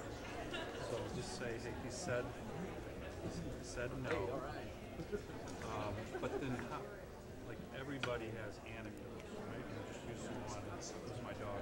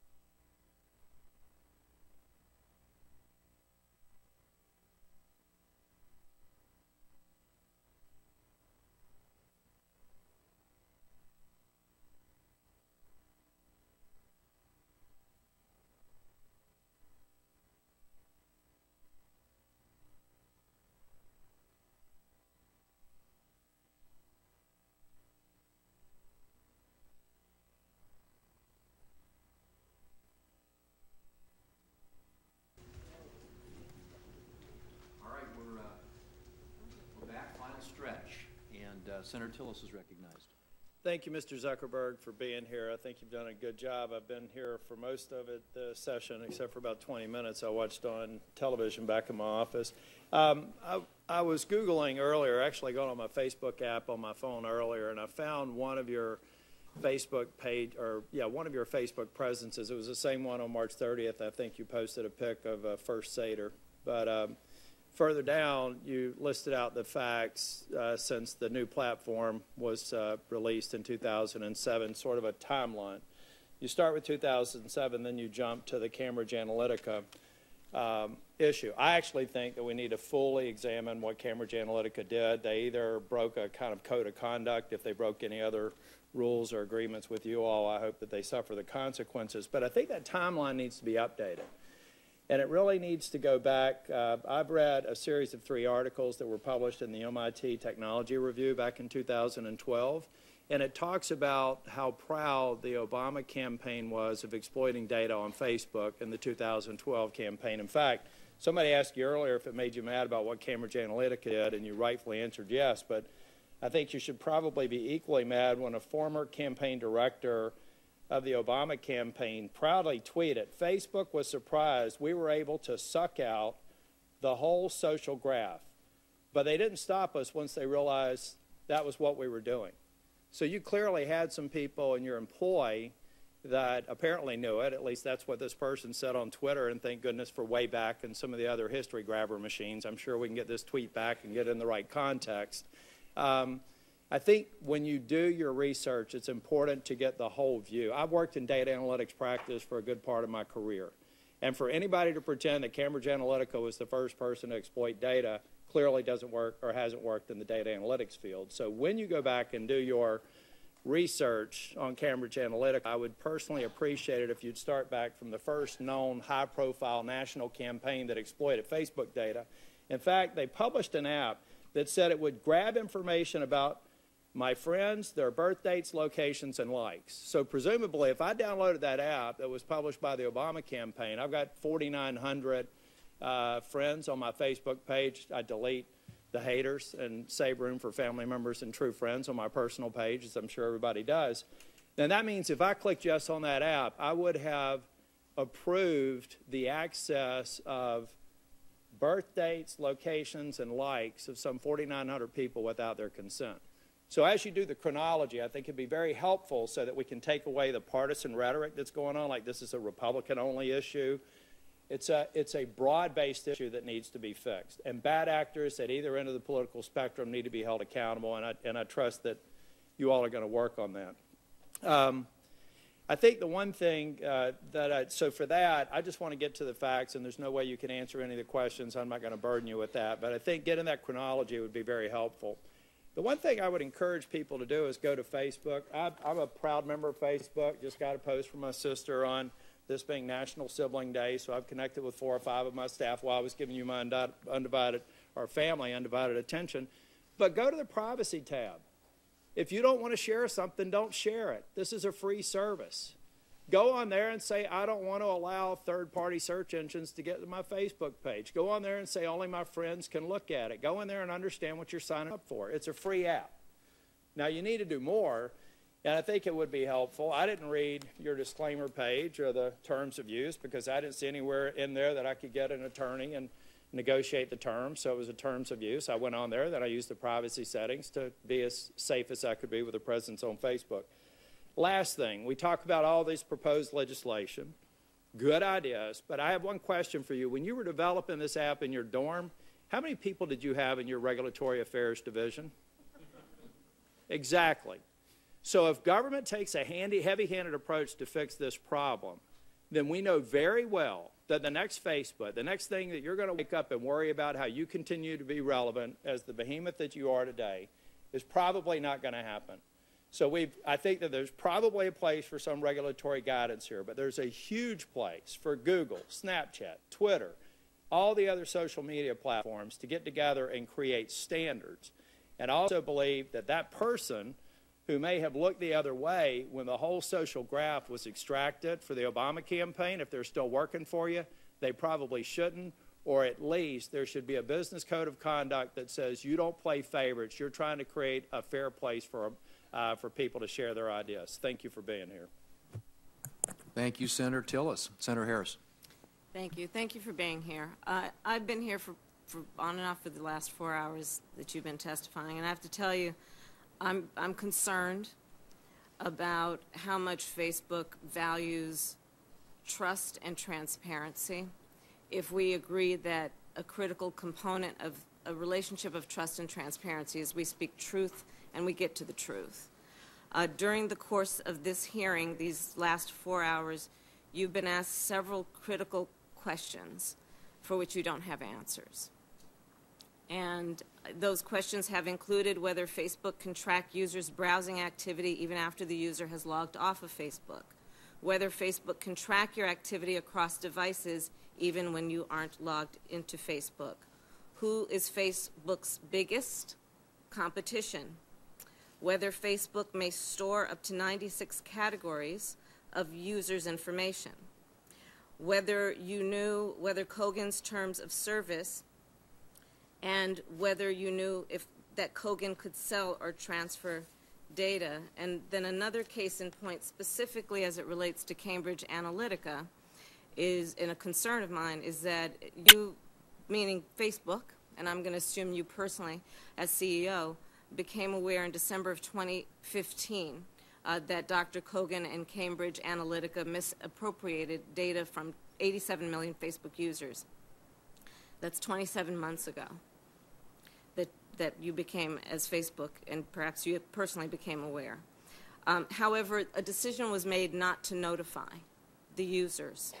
So my question is, did anyone at Facebook have a conversation at the time that you became aware of this breach, and have a conversation wherein the decision was made not to contact the users? Senator, I don't know if there were any conversations at Facebook overall, because I wasn't in a lot of them, but... on that subject? Yeah, I mean, I'm not sure what other people discussed. At the time, in 2015, we heard the report that this developer, Alexander Kogan, had sold data to Cambridge Analytica. That's in violation of our terms. Correct. And were you a part of a decision, were you part of a discussion that resulted in a decision not to inform your users? I don't remember a conversation like that. But the reason why... Are you aware of anyone in leadership at Facebook who was in a conversation where a decision was made not to inform your users, or do you believe no such conversation ever took place? I'm not sure whether there was a conversation about that, but I can tell you the thought process at the time of the company, which was that in 2015, when we heard about this, we banned the developer, and we demanded that they delete all the data and stop using it, and same with Cambridge Analytica. They told us they had. Testimony in that regard, but I'm talking about notification of the users. And this relates to the issue of transparency and the relationship of trust, informing the user about what you know in terms of how their personal information has been misused. And I'm also concerned that when you personally became aware of this, did you or senior leadership do an inquiry to find out who at Facebook had this information, and did they not have a discussion about whether or not the users should be informed back in December of 2015? Senator, in retrospect, I think we clearly view it as a mistake that we didn't inform people, and we did that based on false information that we thought that the case was closed and that the data had been deleted. So there was a decision made on that basis not to inform the users. Is that correct? That's my understanding, yes. Okay. And but in retrospect, I think that was a mistake, and knowing what we know now, we should have handled a lot of things here differently. And I appreciate that point. Do you know when that decision was made not to inform the users? I don't. Okay. Last November, the Senate Intelligence Committee held a hearing on social media influence. I was a part of that hearing. I submitted 50 written questions to Facebook and other companies, and the responses that we received were unfortunately evasive, and some were frankly non-responsive. So I'm going to ask the question again here. How much revenue did Facebook earn from the user engagement that resulted from foreign propaganda? Well, Senator, what we do know is that the IRA, the Internet Research Agency, the Russian firm, ran about $100,000 worth of ads. I can't say that we've identified all of the foreign actors who are involved here, so I can't say that that's all of the money, but that is what we have identified. Okay, my time is up. I'll submit more questions for the record. Thank you. Thank you, Senator Harris. Next up is Senator Kennedy.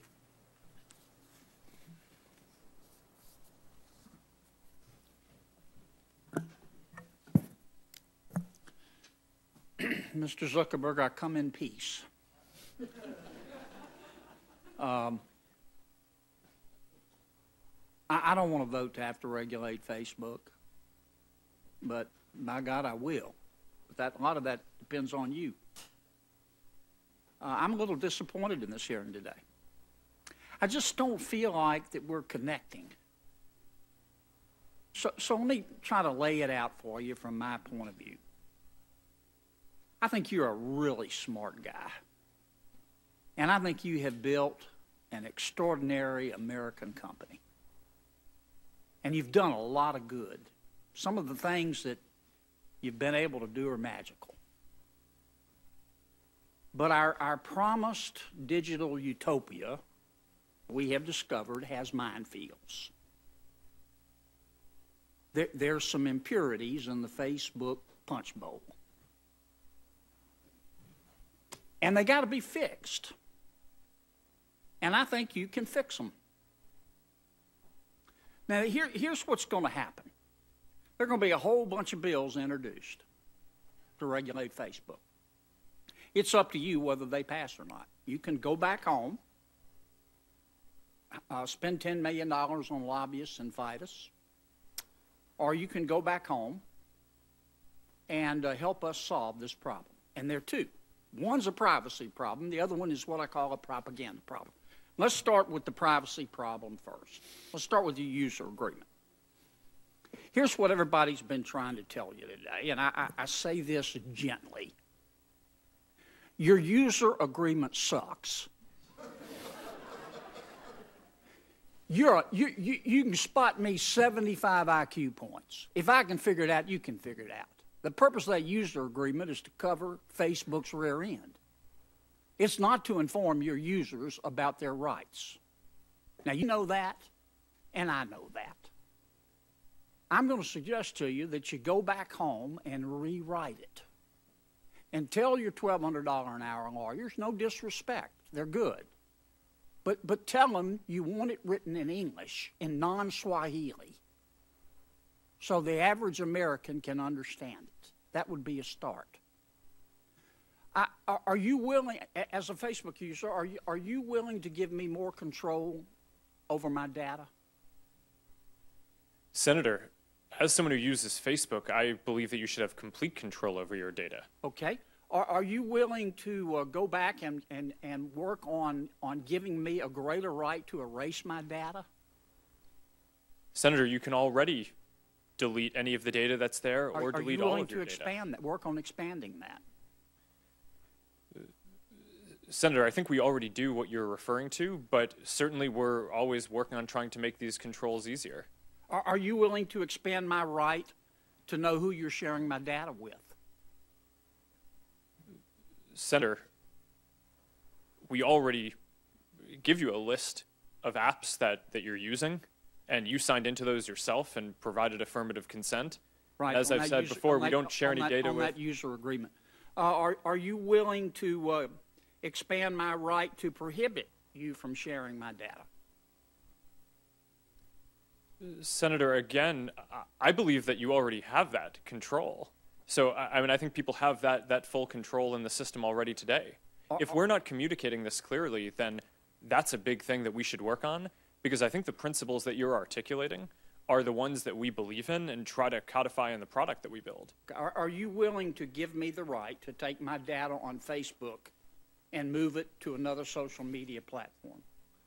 Senator, you can already do that. We have a download your information tool where you can go, get a file of all the content there, and then do whatever you want with it. And then I assume you're willing to give me the right to say, I'm going to go on your platform, and you're going to be able to tell a lot about me as a result, but I don't want you to share it with anybody. Yes, Senator, and I believe you already have that ability today. People can sign on and choose to not share things and just follow some friends or some pages and read content if that's what they want to do. Okay. Let me be sure I understand. I'm about out of time. Boy, it goes fast, doesn't it? Let me ask you one final question in my 12 seconds. Could somebody call you up and say, I want to see John Kennedy's file? Absolutely not. Could you, if could you, not would you do it, could you do it?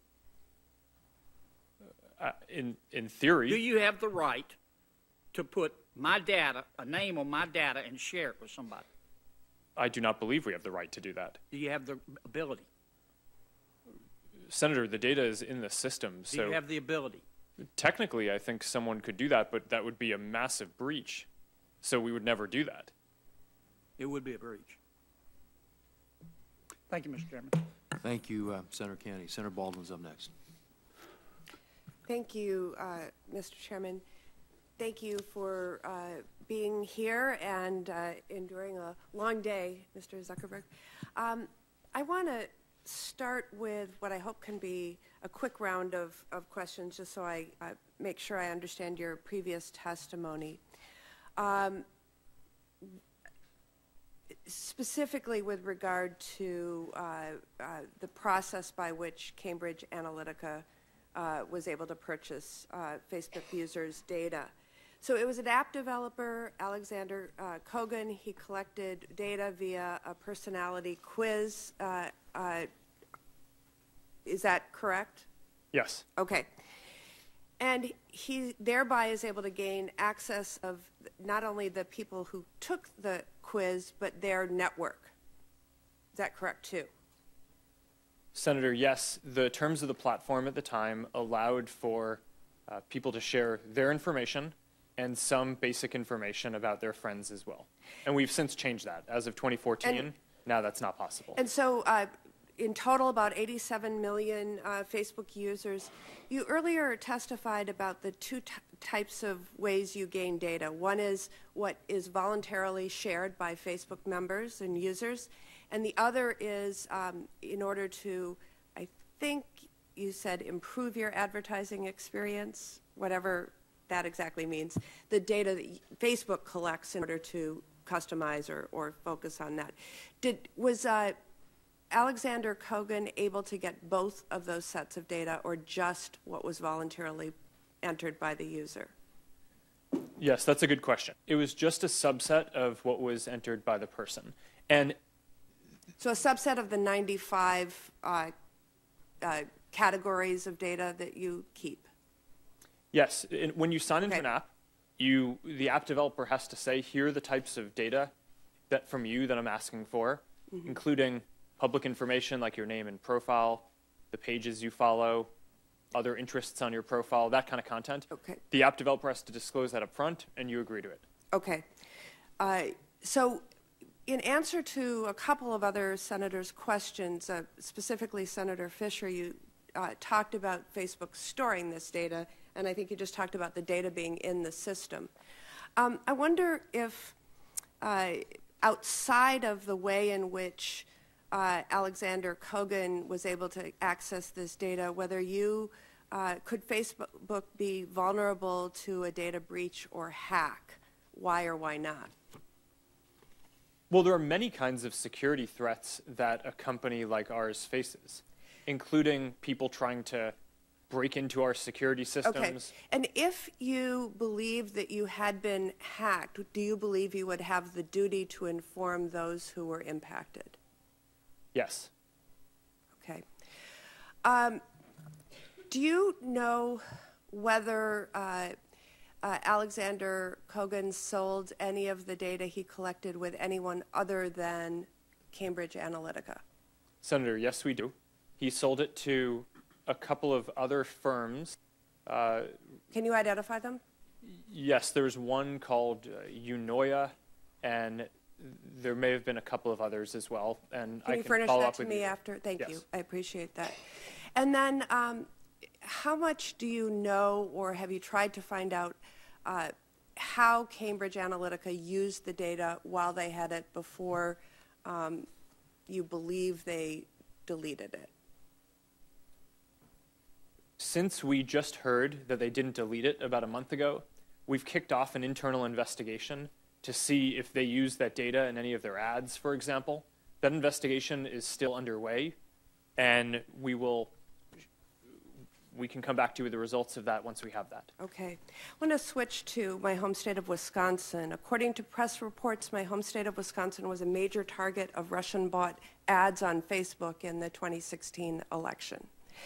These divisive ads, touching on a number of very polarizing issues, were designed to interfere with our election. We've also learned that Russian actors using another platform, Twitter, similarly targeted Wisconsin with divisive content aimed at sowing division and dissent, including in the wake of a police-involved shooting in Milwaukee's Sherman Park neighborhood in August of 2016. Now, I find some encouragement in the steps you've outlined today to provide greater transparency regarding political ads. I do want to get further information on how you can be confident that you have excluded entities based outside of the United States. We will follow up on that. And then I think on that topic, if you require disclosure of a political ad's sponsor, what sort of transparency will you be able to provide with regard to people who weren't the subject of that ad seeing its content? Senator, you'll be able to go to any page and see all of the ads that that page has run. So if someone is running a political campaign, for example, and they're targeting one district with one ad and another district with another, historically, it's been hard to track that down, but now it'll be very easy. You'll just be able to look at all of the ads that they've run, the targeting associated with each to see what they're saying to different folks, and in some cases, how much they're spending on the ads, and all of the relevant information. This is an area where I think more transparency will really help discourse overall and root out foreign interference in elections. Thank you, Senator Baldwin. Senator Johnson. Thank you, Mr. Chairman. Thank you, Mr. Zuckerberg, for testifying here today. Do you have any idea how many of your users actually read the terms of service, the privacy policy, the statement of rights and responsibilities? I mean, actually read it? Senator, I do not. Would you imagine it's a very small percentage? Senator, who read the whole thing? I would imagine that probably most people do not read the whole thing, but everyone has the opportunity to and consents to it. Well, I agree, but that's kind of true of every application where you want to get to it and you have to agree to it and people just press that agree. The vast majority, correct? Senator, it's really hard for me to make a full assessment, but common sense would tell you that would be probably the case. With all this publicity, have you documented any kind of backlash from Facebook users? I mean, has there been a dramatic fall off in the number of people who utilize Facebook because of these concerns? Senator, there has not. You haven't even witnessed any? Senator, there was a movement where some people were encouraging their friends to delete their account, and I think that got shared a bunch. So it's kind of safe to say that Facebook users don't seem to be overly concerned about all these revelations, although obviously Congress apparently is. Well, Senator,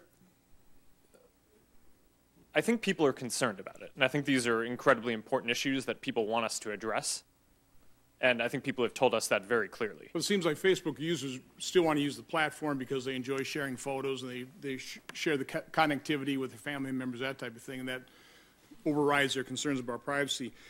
You talk about the user owns the data. There have been a number of proposals of having that data stay with the user and allow the user to monetize it themselves. Your COO, Ms. Sandberg, mentioned possibly if you can't utilize that data to sell advertising, perhaps we'd charge people to go onto Facebook. Have you thought about that model where the user data is actually monetized by the actual user? Senator, I'm not sure exactly how it would work for it to be monetized by the person directly. In general, where we believe that the ads model is the right one for us because it aligns with our social mission of trying to connect everyone and bring the world closer together. But you're aware of people making that kind of proposal, correct? Yeah, Senator, a number of people suggest that we should offer a version where people can not have ads if they pay a monthly subscription, and certainly we consider ideas like that. I think that they're reasonable ideas to think through. But overall, I think that the ads experience is going to be the best one. I think in general people like not having to pay for a service. A lot of people can't afford to pay for a service around the world, and this aligns with our mission the best. You answered Senator Graham when he asked you if you thought you were a monopoly, that you didn't think so. You're obviously a big player in this space. That might be an area for competition, correct? If somebody else wants to create a social platform that allows a user to monetize their own data. Senator, yes, there are lots of new social apps all the time, and as I said before, the average American, I think, uses 8 different communication and social apps. So there's a lot of different choice and a lot of innovation and activity going on in this space. I want, in a very short period of time here, talk about the difference between advertisers and application developers, because those, again, you said in earlier testimony that advertisers have no access to data whatsoever, but application developers do. Now, is that only through their own service agreements with their customers, or do they actually access data as they're developing applications? Senator, this is an important distinction, so thanks for giving me the opportunity to clarify this. We give people the ability to take their data to another app if they want. And this is a question that Senator Kennedy asked me just a few minutes ago. The reason why we designed the platform that way is because we thought it would be very useful to make it so that people could easily bring their data to other services.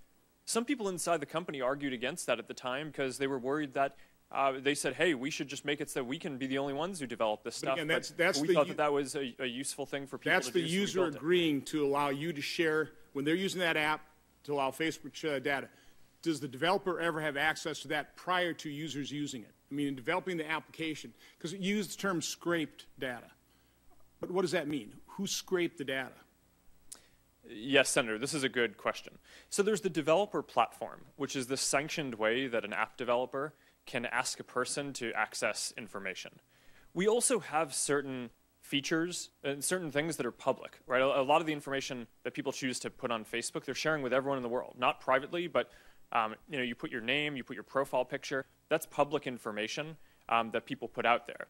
And sometimes people who aren't registered developers of Facebook try to load a lot of pages in order to get access to a bunch of people's public information and aggregate it. We fight back hard against that because we don't want anyone to aggregate information, even if people made it public and chose to share it with everyone. Okay, thank you, Mr. Chairman. Thank you, Senator Johnson. Senator Hassan. Thank you, Mr. Chair. Thank you, Mr. Zuckerberg, for being here today. I want to talk to a couple of broader issues. I'm concerned that Facebook's profitability rests on 2 potentially problematic foundations, and we've heard other senators talk about this a little today.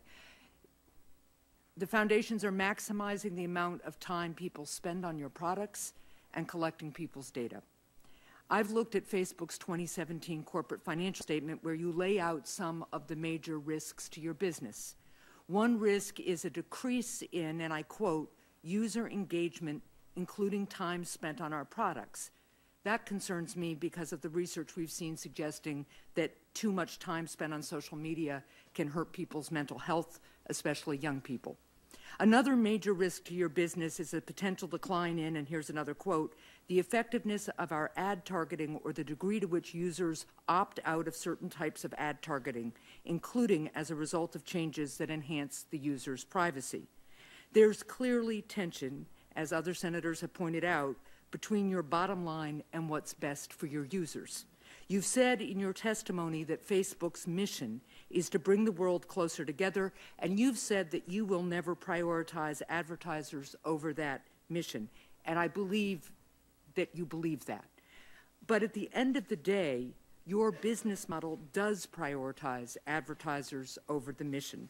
Facebook is a for-profit company, and as a CEO, you have a legal duty to do what's best for your shareholders. So given all of that, why should we think that Facebook on its own will ever truly be able to make the changes that we need it to make to protect Americans' well-being and privacy? Well, Senator, you raised a number of important points in there, so let me respond in a couple of different ways. The first is that I think it's really important to think about what we're doing as building this community over the long term. Any business has the opportunity to do things that might increase revenue in the short term, but at the expense of trust or building engagement over time. What we actually find is not necessarily that increasing time spent, especially not just in the short term, is going to be best for our business. It aligns very closely with the well-being research that we've done. That when people are interacting with other people and posting and basically building relationships, that is both correlated with higher measures of well-being, health, happiness, not feeling lonely, and that ends up being better for the business than when they're doing lower value things like just passively consuming content. So I think that that's an important point to. Okay, but, and I understand the point that you're trying to make here, but here's what I'm concerned about. We have heard this point from you over the last decade plus. Since you founded Facebook, and I understand it, you founded it pretty much as a solo entrepreneur with your roommate, but now, you know, you're sitting here at the head of a bazillion-dollar company, and we've heard you apologize numerous times and promise to change, but here we are again, right? So I really firmly believe in free enterprise, but when private companies are unwilling or unable to do what's necessary, public officials have historically, in every industry, stepped up to protect our constituents and consumers. You've supported targeted regulations such as the Honest Ads Act, and that's an important step for election integrity. I'm proud to be a co-sponsor of that bill. But we need to address other broader issues as well. And today you've said you'd be open to some regulation, but this has been a pretty general conversation. So will you commit to working with Congress to develop ways of protecting constituent privacy and well-being, even if it means that that results in some laws that will require you to adjust your business model? Senator, yes, we will commit to that. I think that that's an important conversation to have. Our position is not that regulation is bad. I think the internet is so important in people's lives, and it's getting more important. Yep. The expectations on internet companies and technology companies overall are growing. And I think the real question is, what is the right framework for this, not should there be one? That is very helpful. And I think the other question, and it doesn't just go to Facebook, is whether the framework should include financial penalties when large providers like Facebook are breached and privacy is compromised as a result. Because right now there is very little incentive for whether it's Facebook or Equifax to actually be aggressive in protecting customer privacy and looking for potential breaches or vulnerabilities in their system. So what we hear after the fact, after people's privacy has been breached, after they've taken the harm that comes with that and considerable inconvenience in addition to the harm, we've heard apologies, but there is no financial incentive right now, it seems to me, for these companies to aggressively stand in their consumers' stead and protect their privacy, and I would really look forward to working with you on that and getting your considered opinion about it. Well, Senator, we look forward to discussing that with you. I would disagree, however, that we have no financial incentive or incentive overall to do this. This episode has clearly hurt us and has clearly made it harder for us to achieve the social mission that we care about, and we now have to do a lot of work around building trust back, which is just a really important part of this. Well, I thank you. My time is up, and I'll follow up with you on that. Senator Capito. Thank you, Chairman Grassley. Thank you, Mr. Zuckerberg, for being here today. I want to ask just kind of a process question. You've said more than a few times that Facebook users can delete from their own account at any time. Well, we know in the course I do, I've got grandchildren now, but children, you tell your children, once you make that mark in cyber or in the internet system, it never really goes away. So my question to you is, if once and I think you answered that once an individual deletes the information from their page, it's gone forever from Facebook's archives. Is that correct? Yes. And I think you raise a good point, though, which is that we will delete it from our systems, but if you've shared something to someone else, then we can't guarantee that they don't have it somewhere else. Okay, so if somebody leaves Facebook and then rejoins and asks Facebook, can you recreate my past? Your answer would be?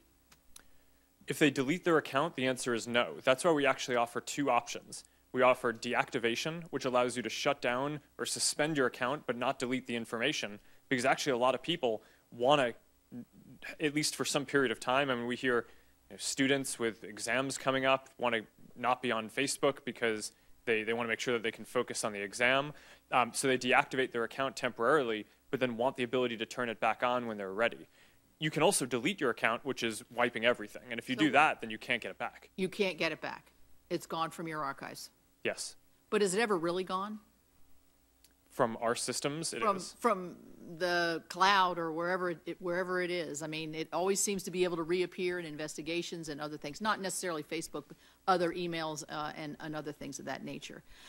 What about the information going from the past, the information that's already been in the Cambridge Analytica case?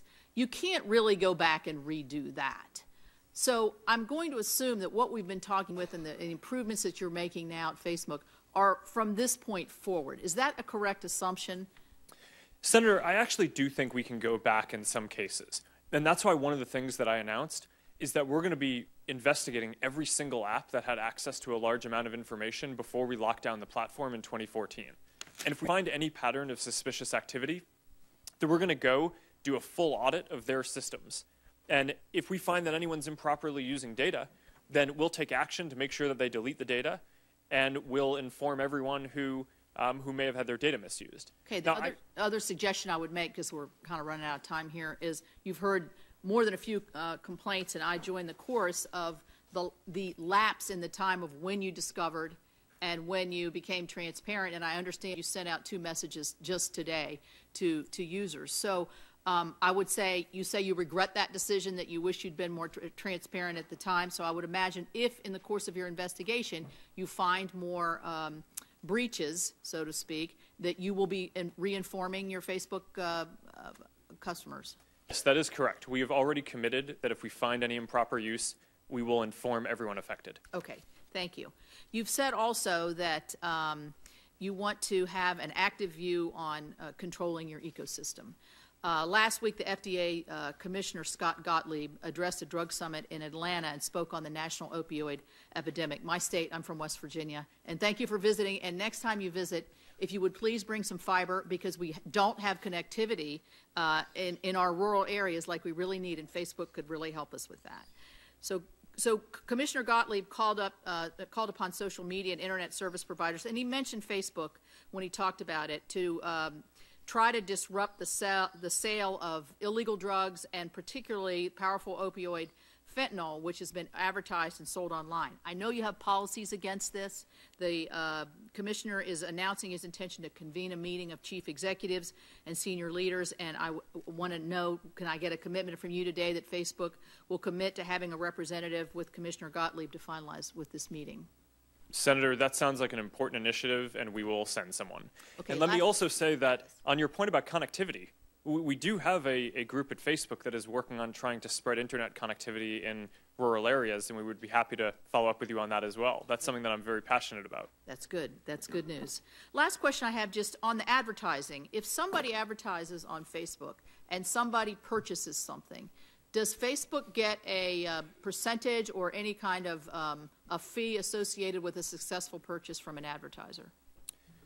Senator, no. The way that the system works is advertisers bid how much it's worth it to them to show an ad or when an action happens. So it's not that we would get a percent of the sale, but let's just use an example. So let's say you're an app developer, and your goal is you want to get more people to install your app. You could bid in the ad system and say, I will pay $3 anytime someone installs this app. And then we basically calculate on our side which ads are going to be relevant for people. And we have an incentive to show people ads that are going to be relevant because we only get paid when it delivers a business result. And that's how the system works. So it could be you could be paid for the advertisement. I mean, for the sale. We get paid when the action that the advertiser wants to happen happens. All right, thank you. Senator Cortez Masto. Thank you. Mr. Zuckerberg, thank you.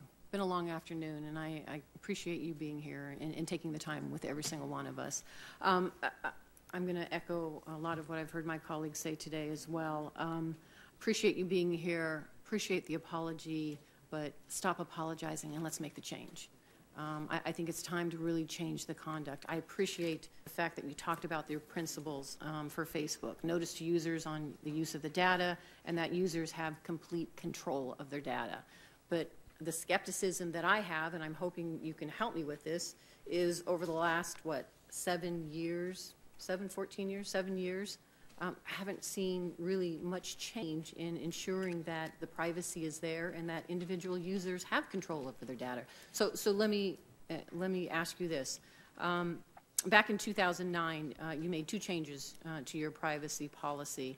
And in fact, prior to that, most users could either identify only friends or friends of friends as part of their privacy, correct?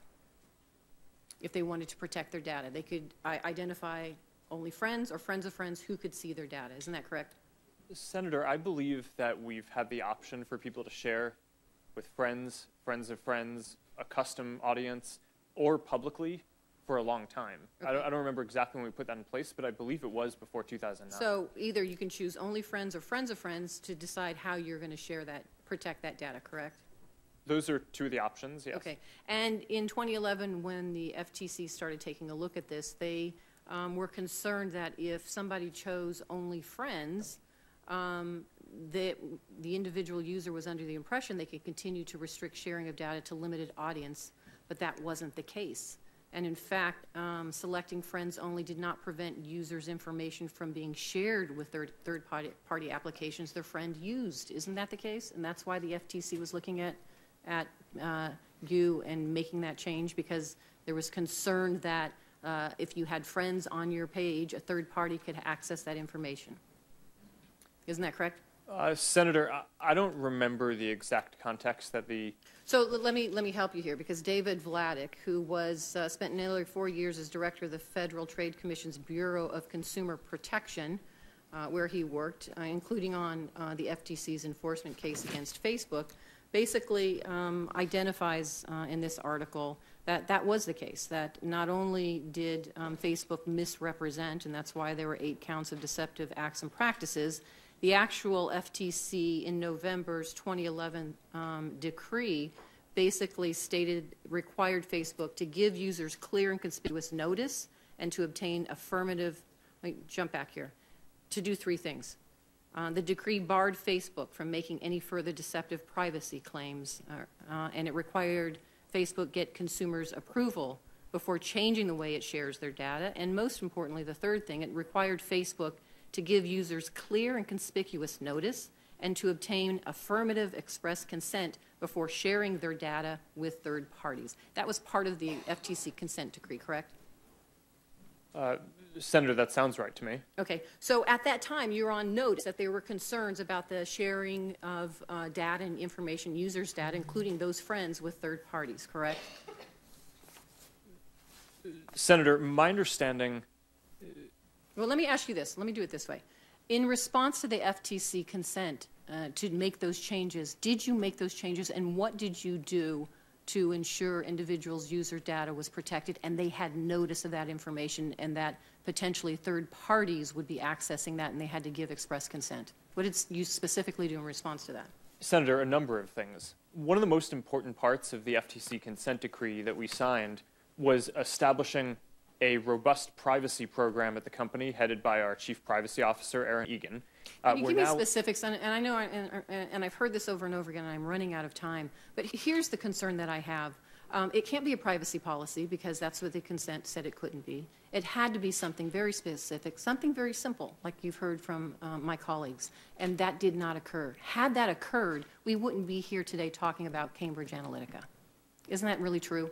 Had you addressed those issues then, had you done an audit, had you looked at not only the third-party applications, but audited their associated data storage as well, you would have known that this type of data information was being shared. And that's our concern, and that's what I'm saying now. Time just to make the change. It's time to really address the privacy issue. It's time to really come and lead the country on this issue and how we can protect individual users' data and information. I know my time is running out, but I appreciate you being here, and I'm just hoping that you're committed to working with us in the future and addressing these concerns. Thank you, Senator Cortez Masto. Senator Gardner. Thank you, Mr. Chairman, and thank you, Mr. Zuckerberg, for your patience and testimony today. The end is near.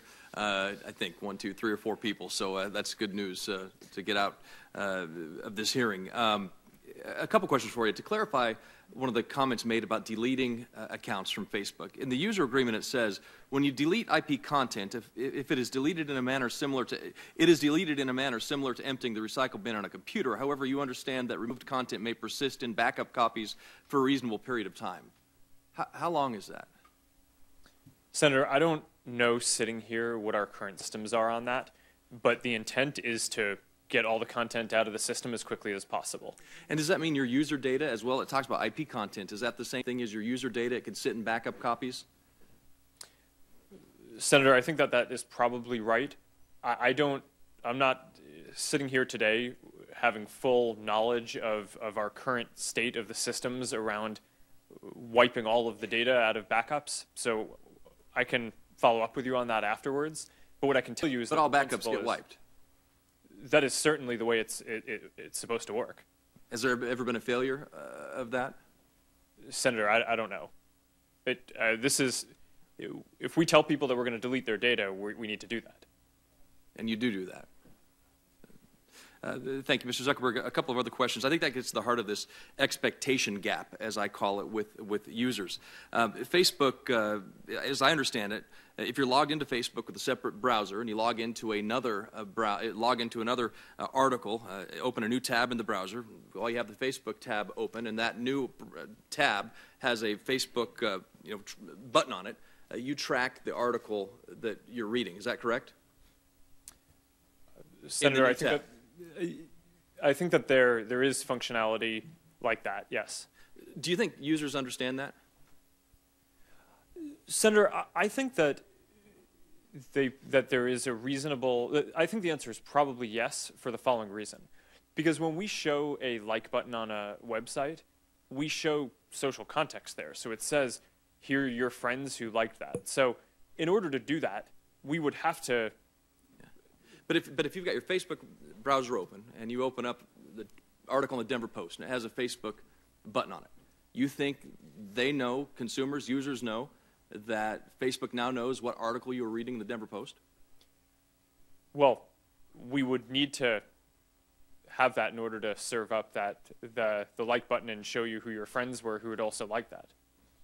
So I think that goes to the heart of this expectation gap, because I don't think consumers, users necessarily understand that. I mean, and going through this user agreement, as others have, you do need a lawyer to understand it. And I hope that you can close that expectation gap by simplifying the user agreement, making sure that people understand their privacy. Has there ever been a violation outside of the talk about Cambridge Analytica about the privacy settings? Has a privacy setting violation ever occurred outside of Cambridge Analytica?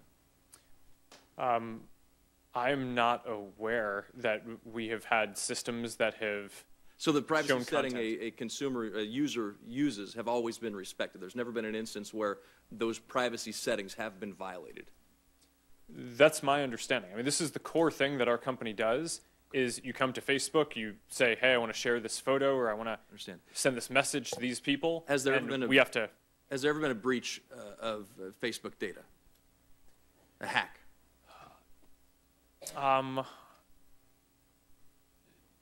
There have been. I don't believe that there has been a breach of data that we are aware of. Has there ever been a hack? Yes. And have those hacks accessed user data? I don't believe so. I think we had an instance back in 2013 where someone was able to install some malware on a few employees' computers and had access to some of the content on their computers, but I don't believe that they had access to data. Page. Never affected the user page. I do not believe so. Okay. Has the government ever asked to remove a page, have a page removed? Senator, I believe so. Okay. And has the government ever, can you get a warrant to join a page, to be on a page, pretending you're a separate user, to be liked by that, to track what that person's doing? Do you need a warrant for that, or can the government just do that, the FBI, anybody? Senator, I'm not sure I fully understand. You're saying to... We can follow up on that, because I do want to have one final question I want to ask you. A couple days ago, I think Facebook talked about that it would label traditional advocacy as political ads.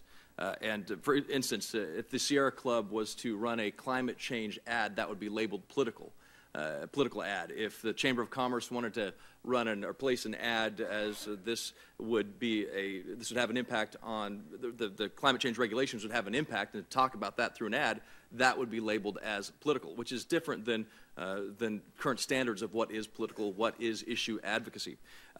Is it your intent to label things political that would be in contradiction to federal law? Senator, the intent of what we're trying to get at is the foreign election interference that we've seen has taken more the form of issue ads than direct political electioneering advertising. So because of that, we think it's very important to extend the verification and transparency to issue ads in order to block the kind of interference that the Russians attempted to do and I think will likely continue to attempt to do. That's why I think that those measures are important to do. Thank you. Thank you, Senator Garner. Senator Tester. Thank you, Mr. Chairman. I want to thank you for being here today, Mark. I appreciate you coming in. I hope this isn't the last time we see you in front of committee. I know we're approaching 5 hours, so it's been a little tenuous, some mental gymnastics for all of us, and I just want to thank you for being here. Facebook is an American company, and with that, I believe you've got a responsibility to protect American liberties, central to our privacy. Facebook allowed a foreign company to steal private information. They allowed a foreign company to steal private information from tens of millions of Americans, largely without any knowledge of their own. Who and how we choose to share our opinions is a question of personal freedom. Who we share our likes and dislikes with is a question of personal freedom. This is a troubling episode that completely shatters that liberty, so that you understand the magnitude of this. Montanans deeply concerned, they are deeply concerned with this breach of privacy and trust. So you've been at this for nearly 5 hours today. So besides taking reactive steps, and I want you to be as concise as you possibly can, what are you doing to make sure what Cambridge Analytica did never happens again? Thank you, Senator. There are 3 important steps that we're taking here. For Cambridge Analytica, first of all, we need to finish resolving this by doing a full audit of their systems to make sure that they delete all the data that they have, and so we can fully understand what happened. There are 2 sets of steps that we're taking to make sure that this doesn't happen again. The most important is restricting the amount of access to information that developers will have going forward. The good news here is that back in 2014, we actually had already made a large change to restrict access on the platform that would have prevented this issue with Cambridge Analytica from happening again today. Clearly, we did not do that soon enough. If we'd done it a couple of years earlier, then we probably wouldn't be sitting here today. But this isn't a change that we had to take now in 2018. It's largely a change that we made back in 2014. Okay. There are other parts of the platform that we also similarly can lock down now to make sure that other issues that might have been exploited in the future won't be able to. And we've taken a number of those steps, and I've outlined those in my written statement as well. I appreciate that, and you feel confident that the actions you've taken thus far, whether it was the ones back in 2014 or the one that you just talked about locking down the other parts, will adequately protect the folks who use Facebook? Senator, I believe so, Okay. Although security is never a solved problem. So all I need. You talked about a full audit of Cambridge Analytica systems. Can you do a full audit if that information is stored somewhere, some other country? Senator, if right now we're waiting on the audit because the UK government is doing a government investigation of them, Okay, but and I do believe that the government will have the ability to get into the systems even if we can't. if information is stored in the UK, but what if it's stored in some other country? What if the information is stored in some other country? Is an audit even possible? Well, Senator, we believe a bunch of the information that we will be able to audit. I think you raise an important question, and if we have issues, then if we are not able to do an audit to our satisfaction, we are going to take legal action to enable us to do that. And also I know that the UK and US governments are also involved in working on this as well. I don't really, I'm telling you, I have faith in the US government. I really actually have faith in the UK too. There have been claims that this information is being stored in Russia. I don't care. It could be stored anywhere in the world. I don't know how you get access to that information. I'm not as smart as you are about tech information. And so the question really becomes, and I got to move on, but the question is, I don't see how you can perform a full audit if they've got stuff stored somewhere else that we can't get access to. That's all. Maybe you have other ideas on how to do that. Well, I think we'll know once we get in there whether we feel like we can fully investigate everything. Just real quickly, Senator Schatz asked a question earlier about data and who owns the data. I want to dig into it a little bit more. You said, and I think multiple times during this hearing, that I own the data on Facebook if it's my data. Yes. And I'm going to tell you that I think that sounds really good to me. But in practice, let's think about this for a second. You're making about $40 billion a year on the data. I'm not making any money on it. It feels like you own the data. And in fact, I would say that the data that was breached through Cambridge Analytica, which impacted, correct me if these numbers are wrong, some 80 million Americans. My guess is that few, if any, knew that that information was being breached. If I own that data, I know it's being breached. So could you give me some sort of idea on how you can really honestly say it's my data when, quite frankly, they may have goods on me. I don't want them to have any information on me. Senator, when I say if I own it, I can stop it. Yes. So, Senator, when I say it's your data, what we mean is that you have control over how it's used on Facebook. You clearly need to give Facebook a license to use it within our system, or else the service doesn't work. Yeah, I know, and this license has been brought up many times today, and I'm going to be quiet in just 1 second, Mr. Chairman. But the fact is the license is very thick, maybe intentionally so people get tired of reading it and don't want to. Look, Mark, I appreciate you being here. I look forward to having you at another hearing. Thank you. Senator Young.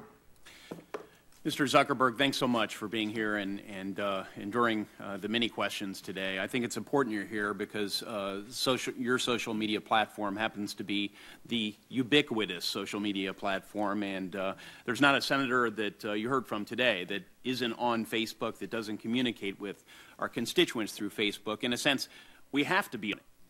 And so I think it's especially important that you're here, not just for Facebook, but really for our country and beyond.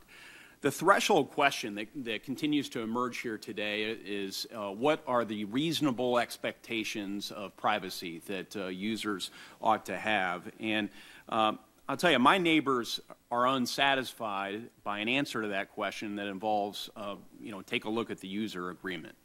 And I think there's been a fair amount of discussion here about whether or not people actually read that user agreement. I would encourage you to, survey that, get all the information you can with respect to that, and make sure that user agreement is easy to understand and streamlined and so forth. Mr. Zuckerberg, earlier in today's hearing, you drew a distinction that I thought was interesting and caught my attention. It was a distinction between consumer expectation of privacy depending upon whether they were on an ISP, or the pipes of the Internet as you characterized it, or on an edge platform like Facebook. I find this distinction somewhat unsatisfying because most folks who use the internet just think of it as one place, if you will. They think of it as the internet as opposed to various places requiring different degrees of privacy. Could you speak to this issue and indicate whether you'd support a comprehensive privacy policy that applies in the same manner to all entities across the entire internet ecosystem? Senator, sure. I think that people's expectations of how they use these different systems are different. Some apps are very lightweight, and and you can fully encrypt the data going across them in a way that the app developer or the pipes in the ISP case probably shouldn't be able to see any of the content, and I think you probably should have a full expectation that no one is going to be introspecting or looking at that content. Give me some quick examples, if you would, kindly, sir. Sure. Well, when data is going over the Verizon network, I think it would be good for that to be as encrypted as possible, and such that Verizon wouldn't look at it, right? I think that that's what people expect, and I don't know that being able to look at the data is required to deliver their service. That's how WhatsApp works too. So that's an app. It's a very lightweight app. It does require us to know a lot of information about you, so we can offer that with full encryption, and therefore we're not looking. We don't see the content. For a service like Facebook or Instagram, where you're sharing photos and then people want to access them from lots of different places, people kind of want to store that in a central place, so that way they can go access it from lots of different devices. In order to do that, we need to have an understanding of what that content is. So I think the expectations of what Facebook will have knowledge of versus what an ISP will have knowledge of are just different. I think that needs to be clearly communicated to your users, and we'll leave it at that. Those different levels of privacy that the user can expect to enjoy when they're on your platform. I'd like to sort of take a different tack to internet privacy policy with you, sir. Might we create stronger privacy rights for consumers, either through creating a stronger general property right regime online, say a new law that states unequivocally, something that you said before, that users own their online data, or through stronger affirmative opt-in requirements on platforms like yours? Now, if we were to do that, would you need to retool your model if we were to adopt one of those two approaches? Senator, can you repeat what the approaches are again? Yeah, so one is to create a stronger property right for the individual online through a law that states unequivocally users own their data. The other one is a stronger affirmative opt-in requirement to be a user on Facebook. Would you have to fundamentally change the Facebook architecture to accommodate those policies? Senator, those policies and the principles that you articulated are generally how we view our service already. So depending on the details of what the proposal actually ends up being, and the details do just matter a huge amount here, it's not clear that it would be a fundamental shift. But the details really matter, and if this is something you're considering or working on, we would love to follow up with you on this, because this is very important to get right. I'd love to work with you. I'm out of time. Thank you. Senator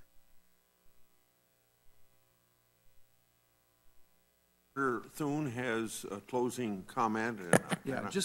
And I have a process statement for everybody to listen to. Mr. Chairman, thank you, and thanks to all of our members for their patience.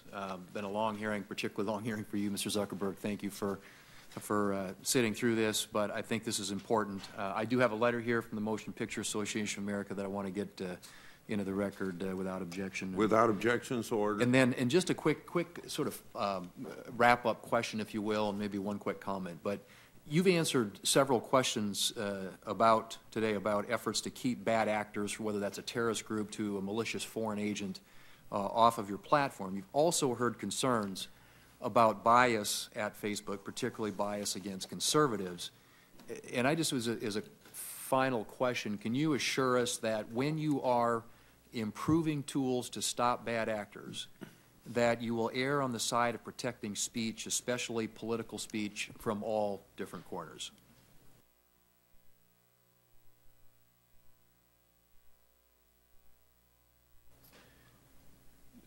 Senator, yes, that's our approach.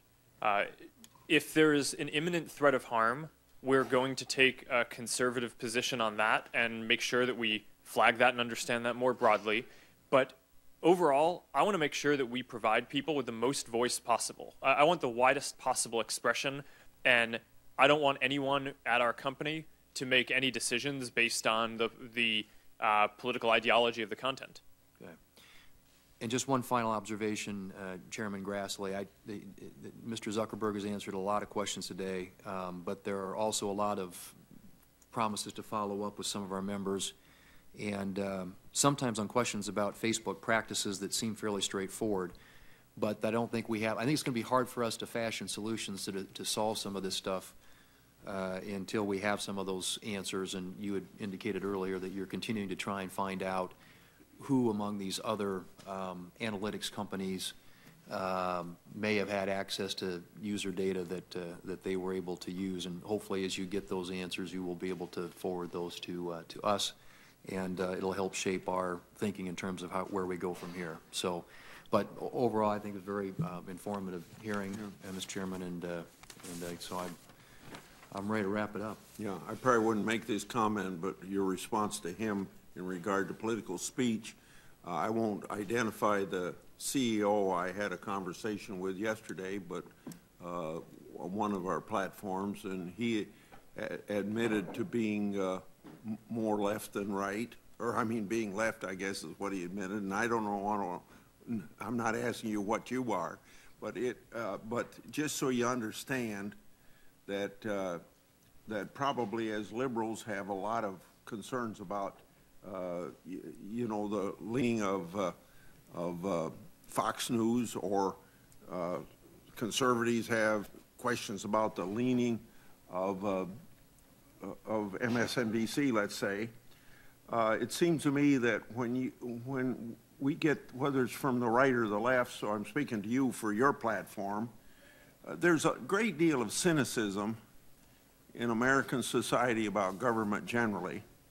And then when there is suspicions, legitimate or not, that maybe you're playing it one way unfairly towards the other, it seems to me that everything you can do to lean over backwards to make sure that you are fair in protecting political speech, right or left, that you ought to do it. And I'm not telling you how to do it, and I'm not saying you don't do it, but we got to do something to reduce this cynicism. At my town meetings in Iowa, I always get this question: how come you guys in D.C. can't get along? You know, meaning Republicans and Democrats. Well, I try to explain to them that they kind of get a obtuse, what would you say, a review of what goes on here, because controversy makes news. So if people are getting along, you never hear about that. So they get a distorted view of it. And really, we congressmen get along more than the public thinks. But these attitudes of the public, we got to change. And people of your position and your influence, you can do a lot to change this. Whether I know you got plenty of time to run your corporation, through your corporation or privately, anything you can do to reduce this cynicism, because we have a perfect Constitution. Maybe it's not perfect, but we got a very good Constitution, the longest one written Constitution in the history of mankind.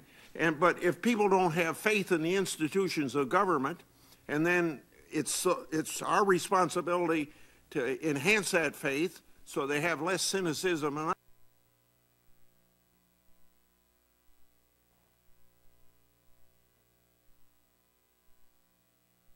us, you know, we don't have a very strong democracy just because we got a good Constitution. So I hope that everybody will do whatever they can to help enhance respect for government, including speaking to myself. I got to bend over backwards to do what I can so I don't add to that cynicism. So sorry you had to listen to me. So this concludes today's hearing. Thanks to all the witnesses for attending. The record will be open for 14 days for the members to submit additional written questions and for the witness, Mr. Zuckerberg, to make any corrections to his testimony. The hearing is adjourned.